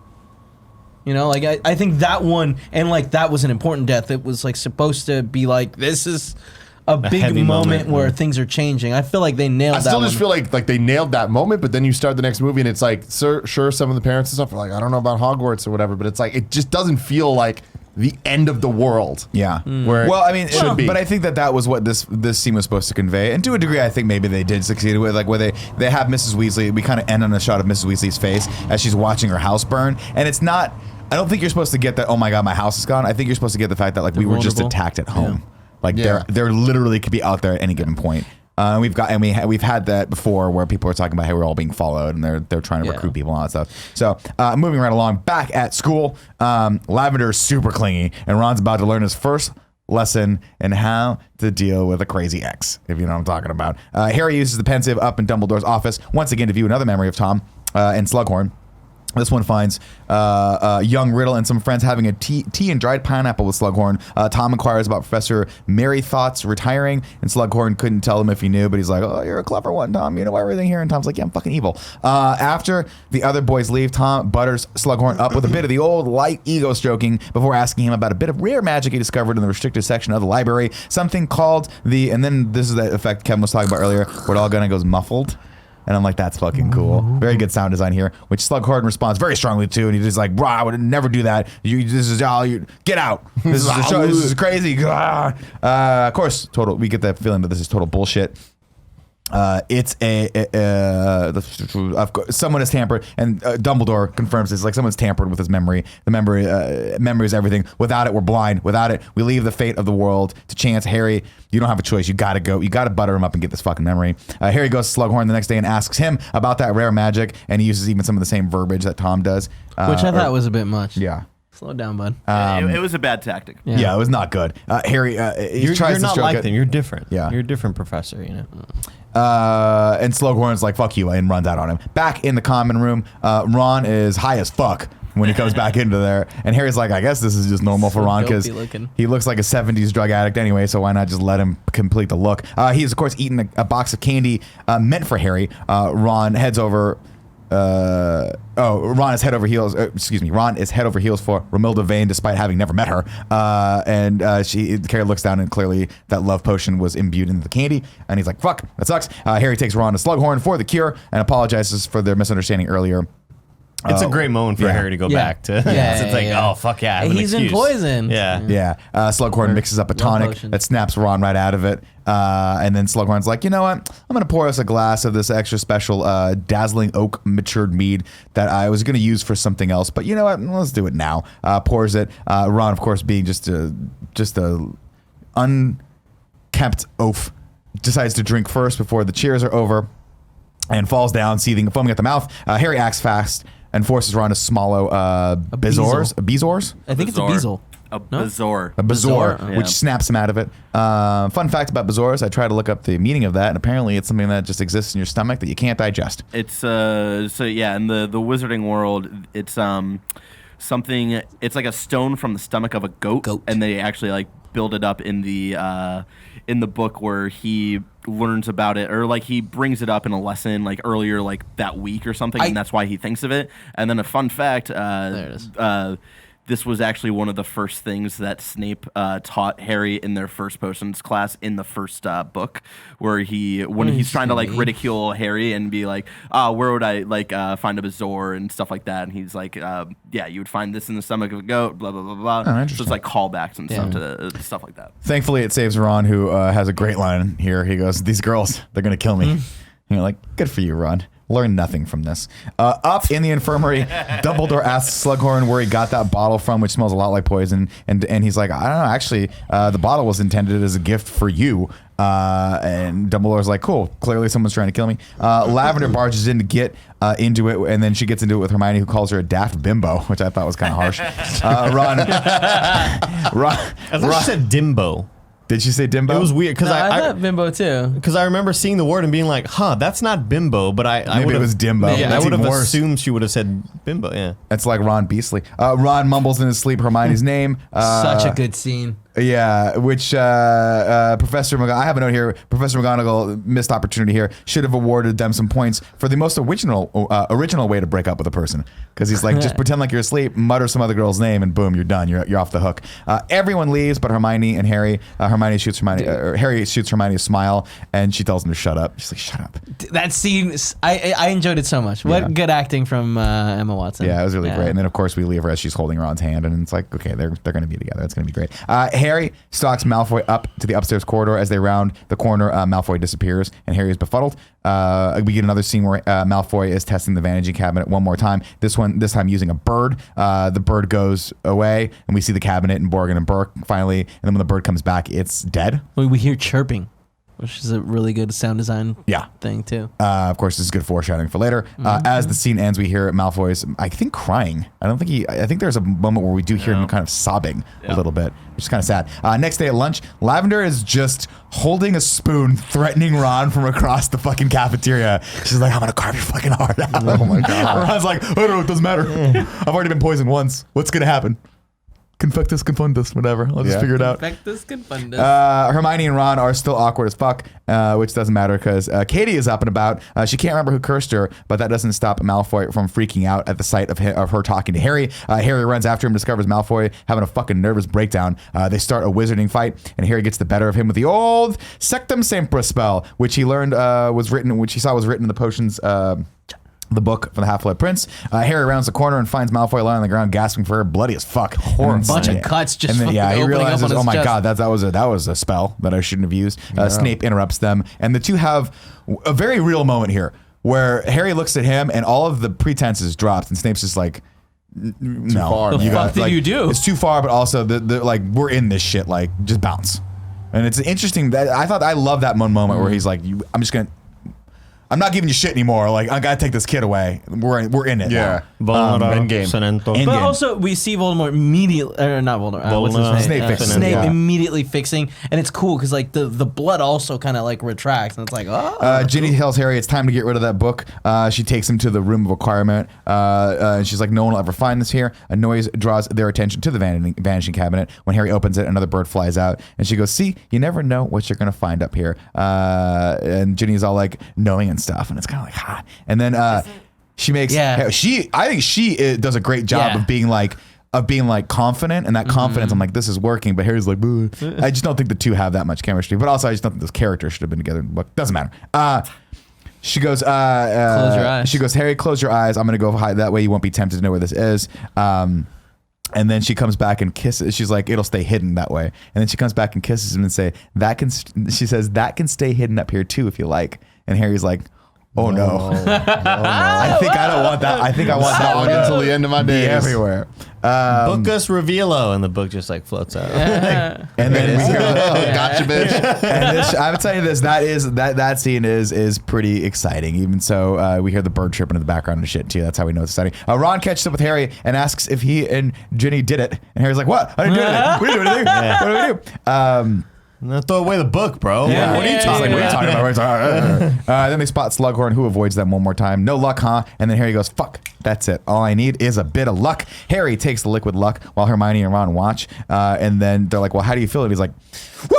Adderall, baby. Let's go. Ric Flair shit. Oh my God. He was like, I feel excellent. I feel like I know what I'm doing. Well, Felix does. Yeah. It's like, oh, it's a good line. Yeah, and Hermione starts running Harry through Slughorn's schedule, and Harry's like, you know what? I'm gonna go to Hagrid's instead, and then just bounces. And she's like, what the fuck? And he's like, no, that's where I gotta be. Out toward as he's walking to Hagrid's, he walks by the herbology where Harry finds Slughorn snipping a bit of the old Professor Sprout's tentacula leaves, which is very valuable on the black market. And Harry's like, cool. Well, I'm gonna go to Hagrid's, and Slughorn's like, well, you can't go out there. It's past dark. You can't go out by yourself. And he's like, why don't you come with me? I'm gonna go anyway. And it just goes. And then he goes, okay. He just goes. Once they get toward Hagrid's, they find Hagrid crying over the body of the giant dead spider Aragog. At the risk of sounding indelicate, Slughorn asks if he can have a vial of the Venom. acromantular venom, which is very, very uncommon. Keeps a couple vials on himself just for such occasion. Slughorn snaps off one of the spider's fangs. Which is kind of like, oh fuck, Yeah. oops. And then offers to say a few words. They say a few words as we pull out farewell to Aragog, king of the arachnids. They head back to Hagrid's and get hammered. And Harry watches and claps like a fucking idiot when they finish their drunking singing. Harry's just like, I'm high as fuck right now. This is great. Do you think Harry's gonna be like, oh man, I need that luck. Yeah. I need that luck now. I got that rush. I gotta get that rush. I know what it's like to be alive. Fuck Quidditch, you know what I mean? I'm just gonna get a van and go park it out by the river, do some of this liquid luck all day. Slughorn tells Hagrid the story of his pet fish. He's like, I used to have a pet too, a pet fish, Francis, who died. He was like, one day I put him out, and then I went upstairs, and when I came back down, the bowl was empty. Poof. That's it. That's life. And then Hagrid passes out, and Slughorn continues the story for Harry, and then shit gets really fucking real. And he said, it was a student who gave me my pet fish, Francis. One day, he found a bowl with a few inches of water in it and a flower petal floating on top. And as he watched, the petal sank to the bottom and became a little fish. It was a beautiful bit of magic, wondrous to behold. And the flower petal that started it all was a lily. It was from your mother. And he's like, and the day I came downstairs and found the bowl empty was the day your mother died. Jesus. I was like, So fuck. cool. And then Slughorn tells Harry he can't help him, man. It would ruin him. And Harry tells Slughorn that he survived because of his mother's love. Her love was stronger than Voldemort. Harry is the chosen one. He can destroy Lord Voldemort, but he needs to know what Slughorn knows. And he asks him to be brave like his mother. Otherwise, you disgrace her. Otherwise, she died for nothing. Otherwise, the bowl will remain empty. And Slughorn, of course, goes, all right, man, but just... He pulls the memory and asks Harry not to think badly of him because you have no idea what Tom was like even back then. And we're like, Harry's like, no, I've been to the memories. He's creepy as fuck, but kind of hot. No? All right. What's wrong with you? No. And he pulls like a weird actual slug out of his head, like a white slug looking memory thing. It just looks so. They look like No, it just looks white gross. threads. It looks like when Like when you spit into water. No, I was just saying when you watch like gross videos of people pulling like actual no, don't watch parasites those. from people's necks and shit. Yeah. Real quick, there's one scene that I love. I don't know why I love it so much, but when they're at the funeral and they're of the spider, and like they're talking about like, spiders are often misunderstood, and it's the. I just think it's so well acted. Yeah. Harry's back up in Dumbledore's office where they pour the memory into the pensieve and finally see how events really played out in that scene. That piece of rare magic Tom was so desperately wanted to know about was something called a Horcrux, which is an object in which a person can conceal a part of their soul. One splits one's soul and hides parts of it in an object which can protect you in case your body is attacked and killed. That part of one's soul that is hidden lives on. In other words, you cannot die. Tom asks how one goes about splitting one's soul, and then Slughorn kind of gets the gist of it. He's like, I think you already know about that. You got to kill a fool. And then Tom goes, well, how many times can you do it? Could you do it 7 times? And Slughorn's like, fuck, dude, how many people are you going to kill? But like, yeah, you can if you want. Theoretical, It's like, right? really theoretical, right? And then it's revealed that Voldemort has in fact succeeded in making Horcrux. And guess what? We've already encountered a couple of them. The first of which was the diary of Tom Riddle from Chamber of Secrets. And then the other one was this ring that he used to wear, which we saw in the flashback. Yeah, which is cool, which means he's already done it. Right, Because he's that already- ring was his grandfather's. Right. The ring belonged to Voldemort's mother. Difficult to find, even more difficult to destroy. Hence, Dumbledore's fucked up black hand. So out apparently, more about that later. we've got 2 Horcruxes down. Right? 3? 5 more to go. No. 2, you're So right. it's The fifth. The third is the one- to reiterate, Tom wanted to split his soul into 7 pieces. There still have to be a piece of his soul in him. So his goal is to make 6 Horcruxes. 6 Horcruxes. Got it. Was it? Yes. If you can find and destroy them all, you could kill Voldemort. But how do you find them? They could be anywhere. Harry touches the ring and gets a powerful, like flashback of memories. Dark magic that powerful leaves a mark, is what he says. So we'll be able to find them. That's what we have to. That's where you've been going. You've been finding all and destroying all the Horcruxes. And I think I found. And he's like, yes, I did. And I think I found another one, but I can't destroy it by myself. And then he says the great line. Once again, I must ask too much of you, Harry. Snape interrupts. And Dumbledore gets later as Harry goes to join them, he finds them back on the astrophysics fucking observatory thing. Snape and Dumbledore getting into it as Harry approaches. Snape doesn't want to do the thing anymore. He's like, has it ever occurred to you that I just don't want to do this anymore? And Dumbledore's like, dude, you have to. You agreed. You're ride or die. Remember, live together, ride together. Bad boys Die for together. life. Yes. Bad boys for life. When you're here, your family. When you're here, you're at home. Mr. Pot. I can't do it. Harry, they have I think it's here they have a nice scene where he's like, I'm sorry I think I've deprived you of a really fun night. And Harry's like, yeah, you did. And he's like, sorry, dude. All right, let's go, maybe die. Gives him his pimp arm one more time and boom. They apparate and they arrive atop that same rock we saw from the picture in Tom's memory. He's like, I missed. All right, hold on. Grab yeah. again. He's like, I have to see where I'm going. Once inside, Dumbledore has to cut his hand and place it against the rock, which is a sacrifice that must be made, and it's one designed to weaken your enemy, which is like already fucked up. Voldemort isn't going to make this easy. He will have put defenses up. They approach a lake, and Dumbledore pulls a chain out of it, at the end of which is a boat that pops up. And he tells them once across, they walk up to this cool Fortress of Solitude thing, an altar on top with a basin and a potion inside that has to be drunk, all of it. And then earlier, Dumbledore was like, listen, whatever happens, just do what I say. If you're going on this mission with me, you got to just do what I say, okay? No matter what happens. And he tells him on here, he's like, this potion has to be drunk, all of it. No matter what happens, you have to make me keep drinking this. And Harry's like, okay. I may beg for you to kill me. I may beg for anything. Like, just please keep doing it. So Dumbledore takes the first sip of it, and it starts causing him insane pain. And then Harry's like, come on, you got to just keep taking it. It's like when a dog doesn't want to take the pill. And you're like, you got to just put it in peanut butter. Take the pill. Take it. I love the editing here. I love like it's so sad. Going back. Great acting, too. Yeah, Dumbledore just, like, looks miserable and in pain, and...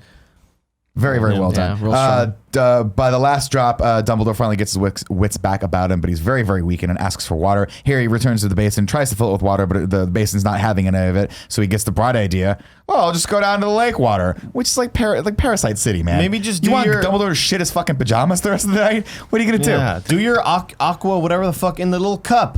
Do it in his mouth. He tries it. In the book, he does try to do Aquamenti into the cup, and it goes away, and that's like why, like he did that on purpose. Like that's why. It's the Voldemort trap. designed that room. Harry, forget everything you know, right? Yeah, forget everything you know. Everything can be explained away. Harry dips the shell into the lake and is greeted by a zombie hand. The lake is full of dead people, all of whom start floating to the circus and crawling out. Dumbledore reaches for his wand, but he can't quite get it, and then Harry is unfortunately dragged into the water. Harry's just fucking him up, though. It's like, all right, cool. Yeah, he starts punching him, but they overwhelm him. They drag him into the water.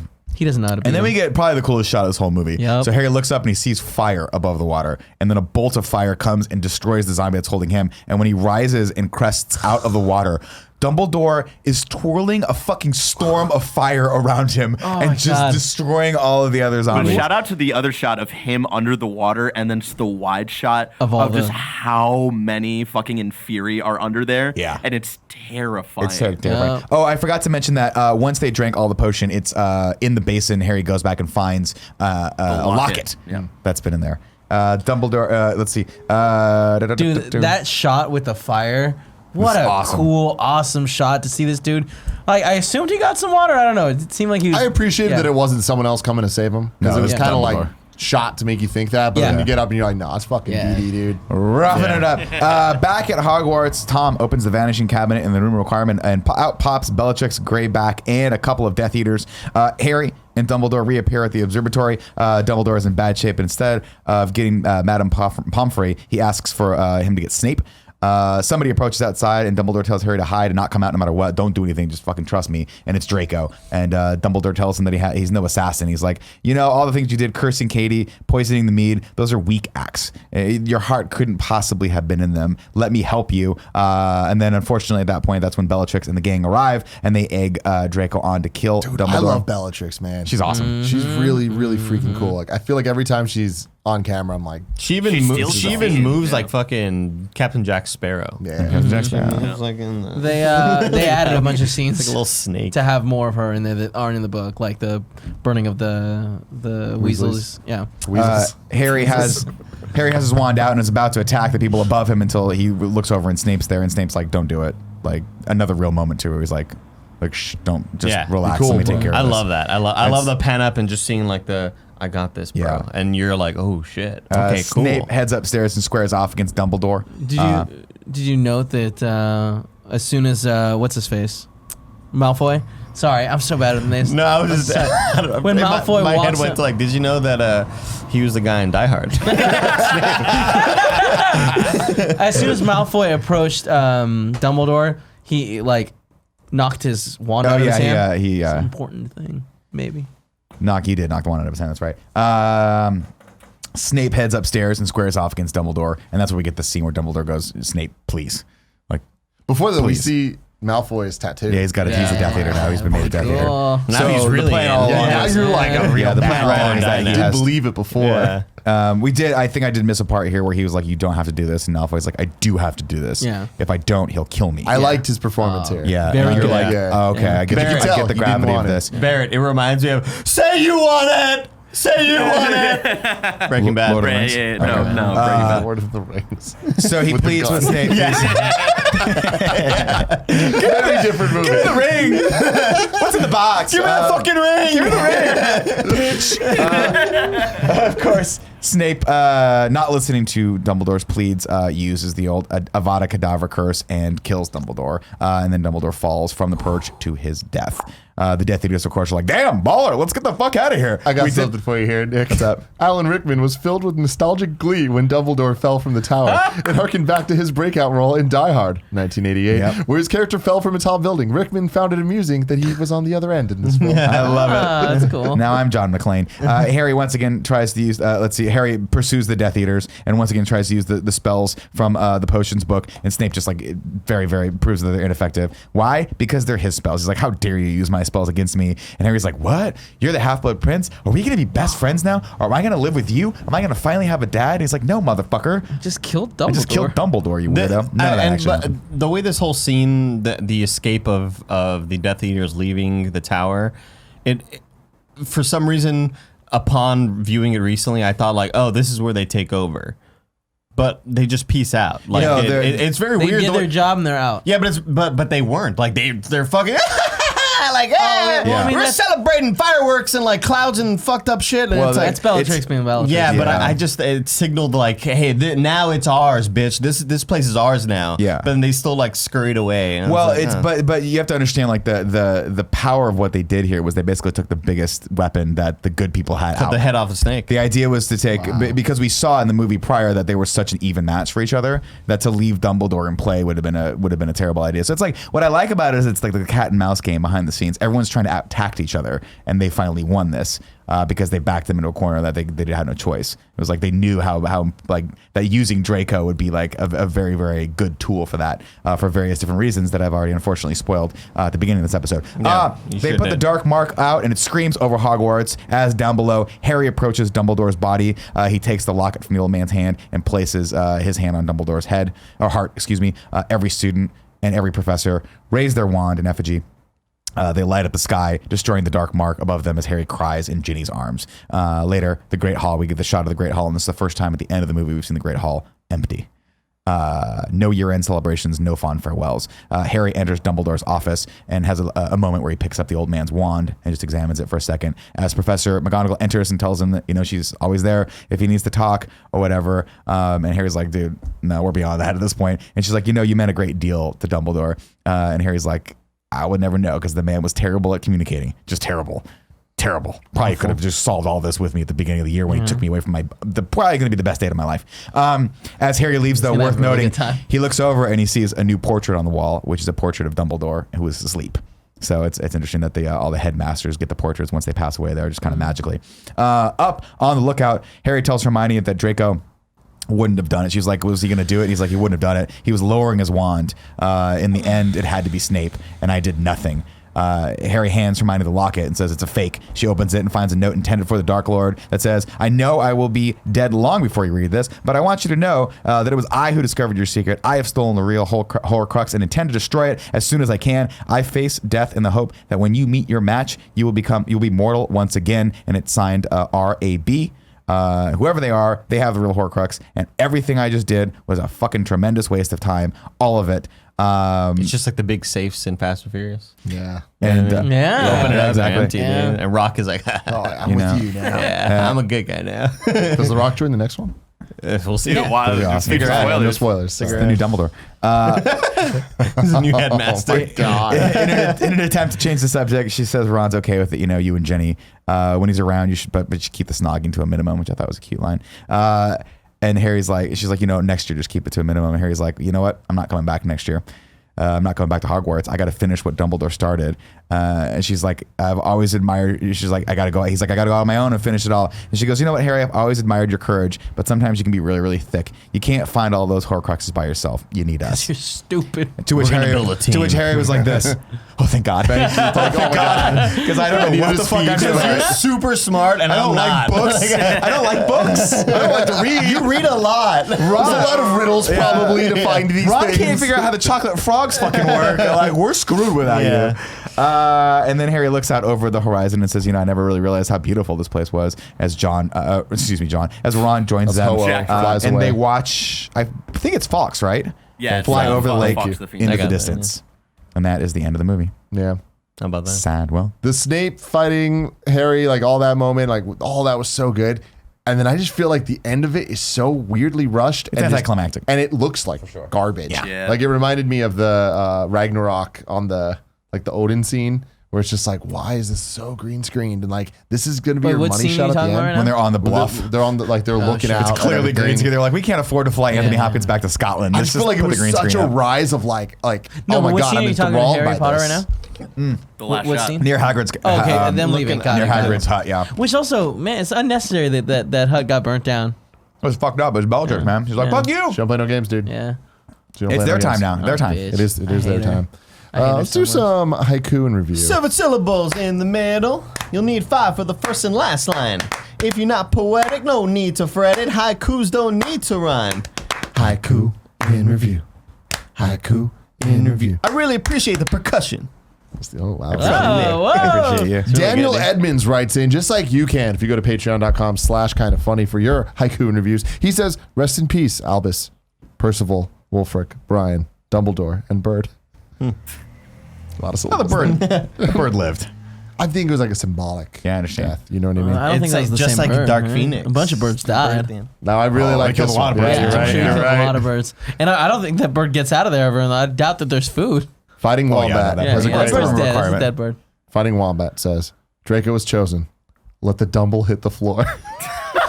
What happened to Cho? Let the double hit the floor. Let the double hit the floor. Let the double hit the floor. Hold on a Okay. second. What's up? Oh no. Oh, no. Hello? Children! Children! It's Professor McGonagall! We were so close to not getting it. We cut this one close, didn't we? We cut this one very close. Yes, Is we the did. volume low? Oh, I'm on my broom. I'm on my broom flying back. I'm from where the trolls live. I don't fucking know who's doing it. Wow, there's a language. It's a PG movie, McGonagall. She lost some bets. Trolls, it's been very stressful. Andy, I'm just here to call and say I'm here to avoid points, and I want to give out the points. Okay. Okay. Has she been drinking or what? Exhausted. Hold on a second. Hold on. What?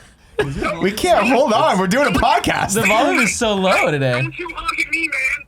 I'm making the left. It's clearly me making the left. Is he driving a car? He's not a good driver. Is he getting in a fight with someone? I didn't hear it. What did he say? I don't know what happened here. I think he got were in you an able to hear argument it? with a fellow driver. We were able to pick it up a little bit. He said maybe 15 points to Ravenclaw. Cool. No, it's not. We're going to have to clarify later. We'll clarify the point Later. structure later. McGonagall sounded hammered after that Apple event.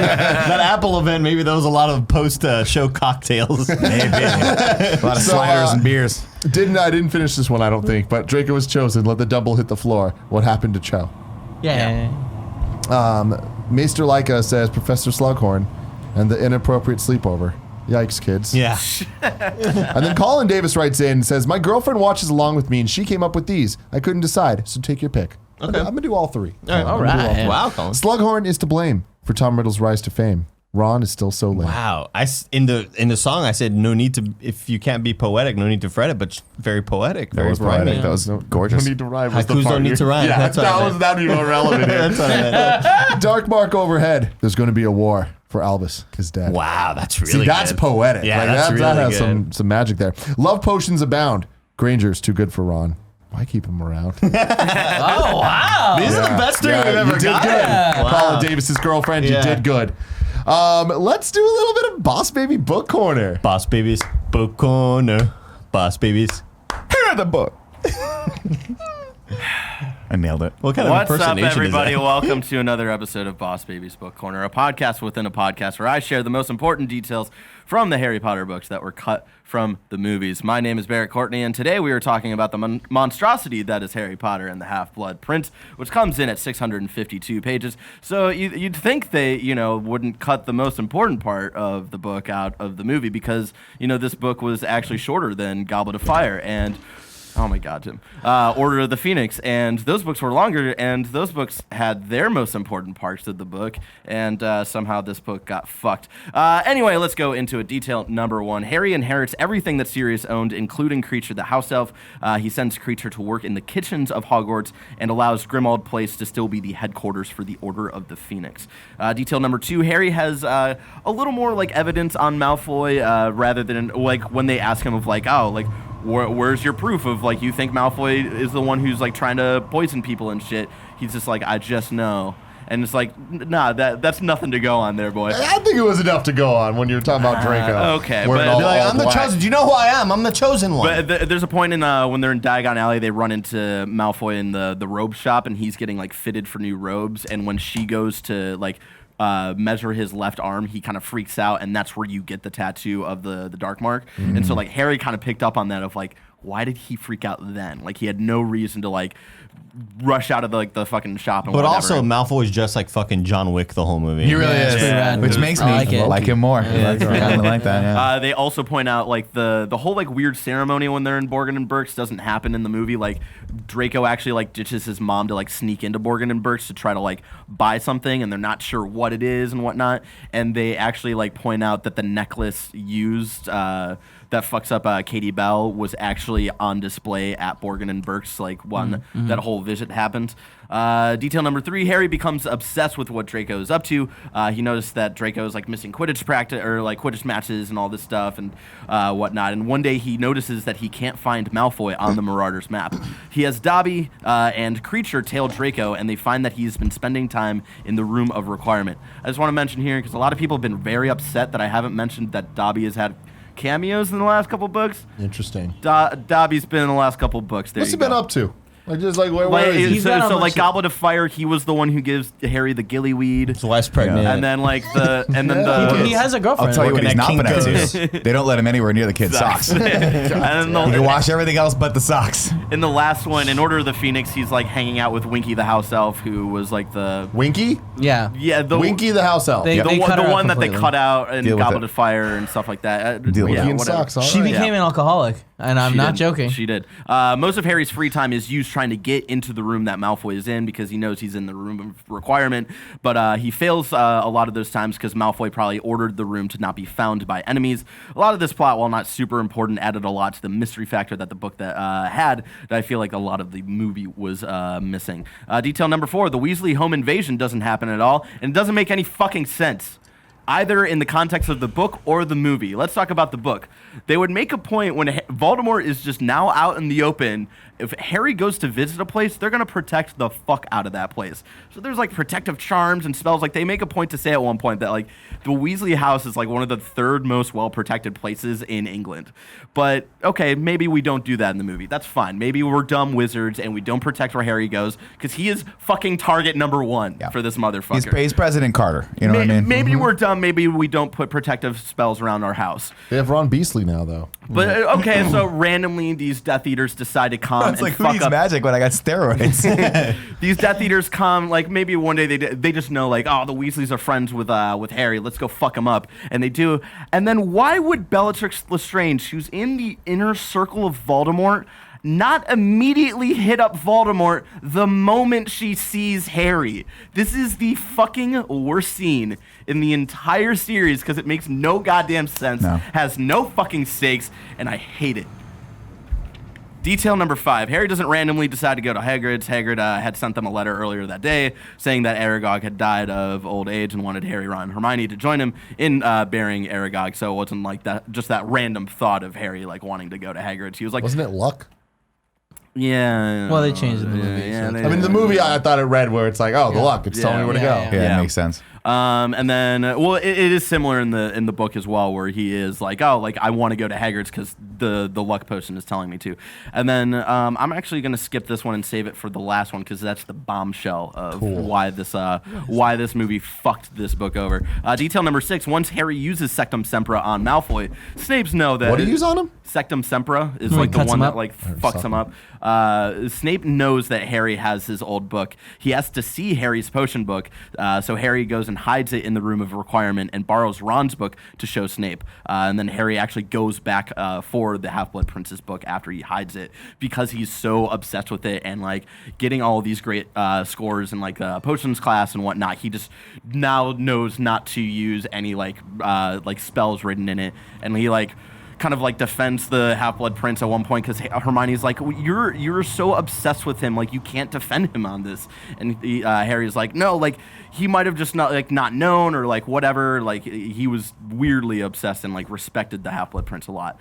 Detail number 7, somewhere in the book we learned that Snape was actually the spy from Voldemort's army that overheard the prophecy being made about Harry and Voldemort. He was the one who like overheard Trelawney's whole prediction and stuff and actually told Voldemort about the prophecy. So a lot of the actions that Voldemort made because of that were all like fell onto Snape. Detail number... Who fucking cares? Doesn't matter who you are, you cannot apparate in or out of Hogwarts. I don't care if you're fucking Albus, Wulfric, bullshit, whatever. You cannot apparate out of Hogwarts.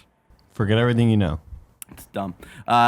Ginny is also way cooler in this book, and her and Harry have believable chemistry that makes sense of like why they're dating. Movie fails to show that. Weird. The vanishing cabinet Malfoy uses was set up in Order of the Phoenix. One of his friends was pushed into it by the Weasley twins and had like been missing for a week and had discovered the passageway between Hogwarts and Borgin and Burke. So it wasn't just like this.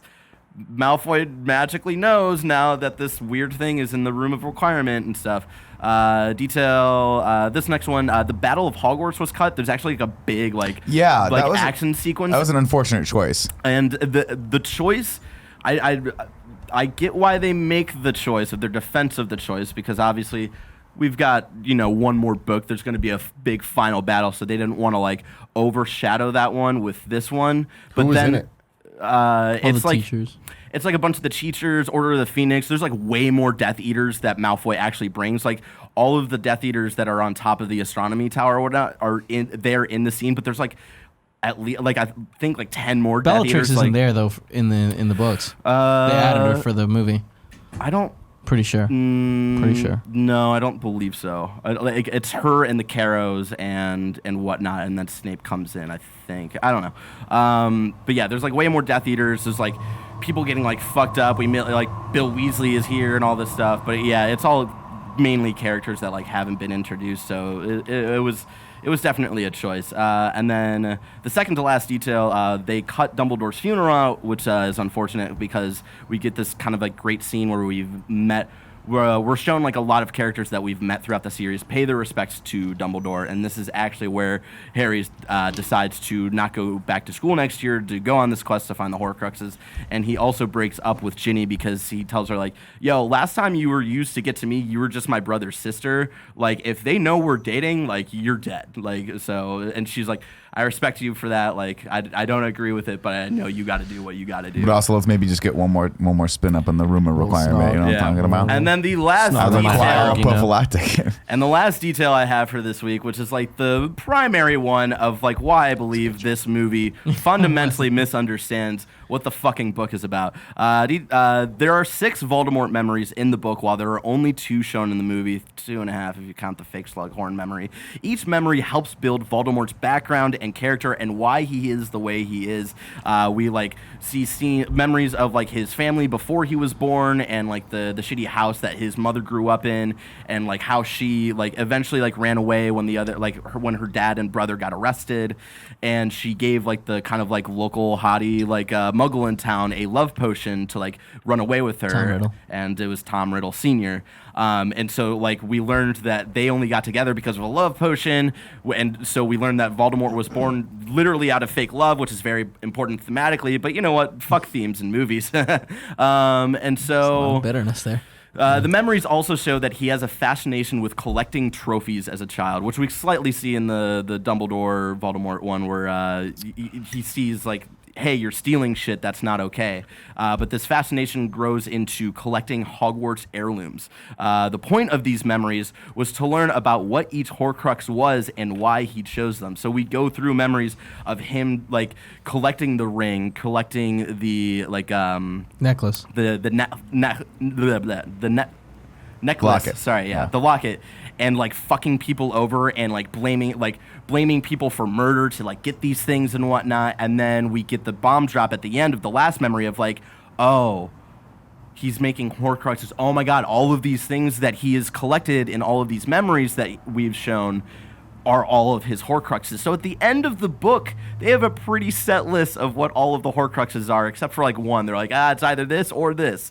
But they throw this all away at the end of the movie. They never go find Rab, or whatever his name is. When Harry's like, Men oh, in so a Black. Horcrux can be anything. And Dumbledore's like, yeah, pretty much. You're fucking on your own.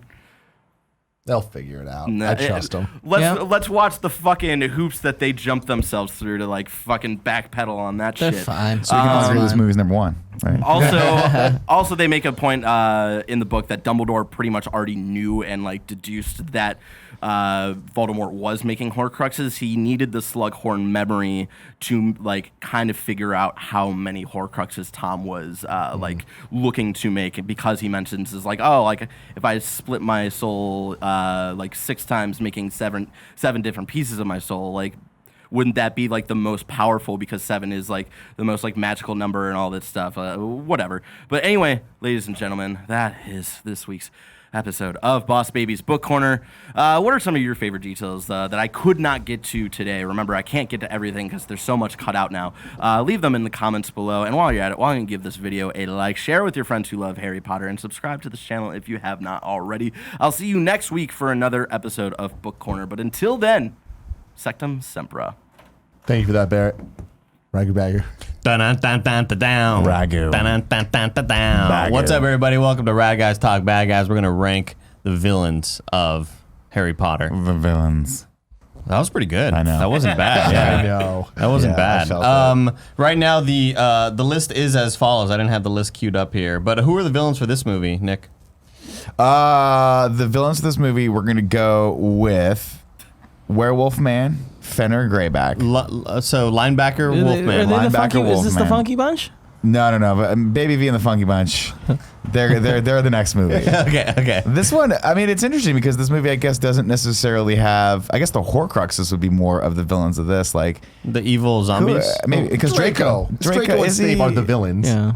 Yeah, we'll go Draco and Snape. Draco, Snape, and the skeletons. Draco and the skeletons. And Snape. Okay, Draco and the skeletons. Draco and the skeletons. But where are we putting them? I'm gonna put them like maybe second to last. And not because they're bad, just because they're not the main driving force in the movie. The main driving force in the movie is basically a lot of setup, and so I will say, arguably, the scenes of young Voldy, Tom Riddle, are super intriguing You know what? and cool to watch. let's strike it off, and let's go with sexy Tom Riddle's young sexy body, his young sexy self. Why? I was trying to equate it to your young sexy Yeah, I brother. know, but let's just walk away. Let's keep it what it A lot was. of people don't That was a understand that great reference.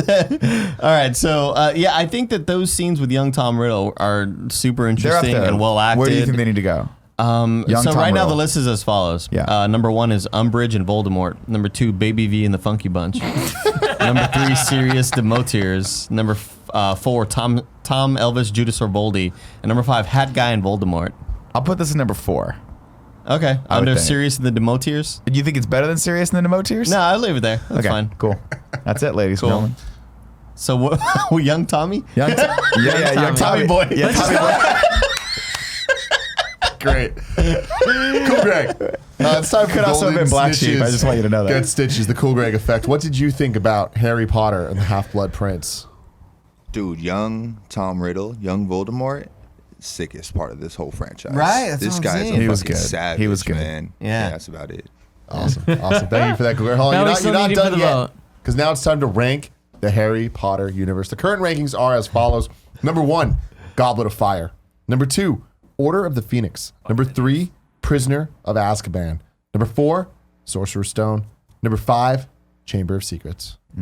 Where do you think this movie ranks? I couldn't in any right mind put this above Azkaban. Again, that's my vote. I actually completely agree with you. I really enjoyed this movie this time, but I think that Prisoner of Azkaban still beats it out a I little think bit. it's still So a number much more 4. complete, a much more a movie at the end that I felt super satisfied with everything. There was even some of the. I know Tim didn't like all the intro stuff with the Dursleys, but I think that those were still some moments of lightheartedness that this franchise, I think, is sort of built on, and now it's all just dark and desaturated now, and I think that's kind of cool in some instances, but I still sort of need those moments of levity.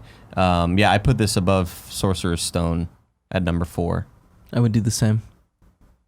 I don't know. Looking at it, I feel like it's my number 1. Whoa. I fucking hate you, Tim. I just feel like it's the best movie. It makes sense when you're watching it all, and it's just like I finally like the characters, and I like that it's just the dark stuff, because the dark stuff's what's interesting about the magic.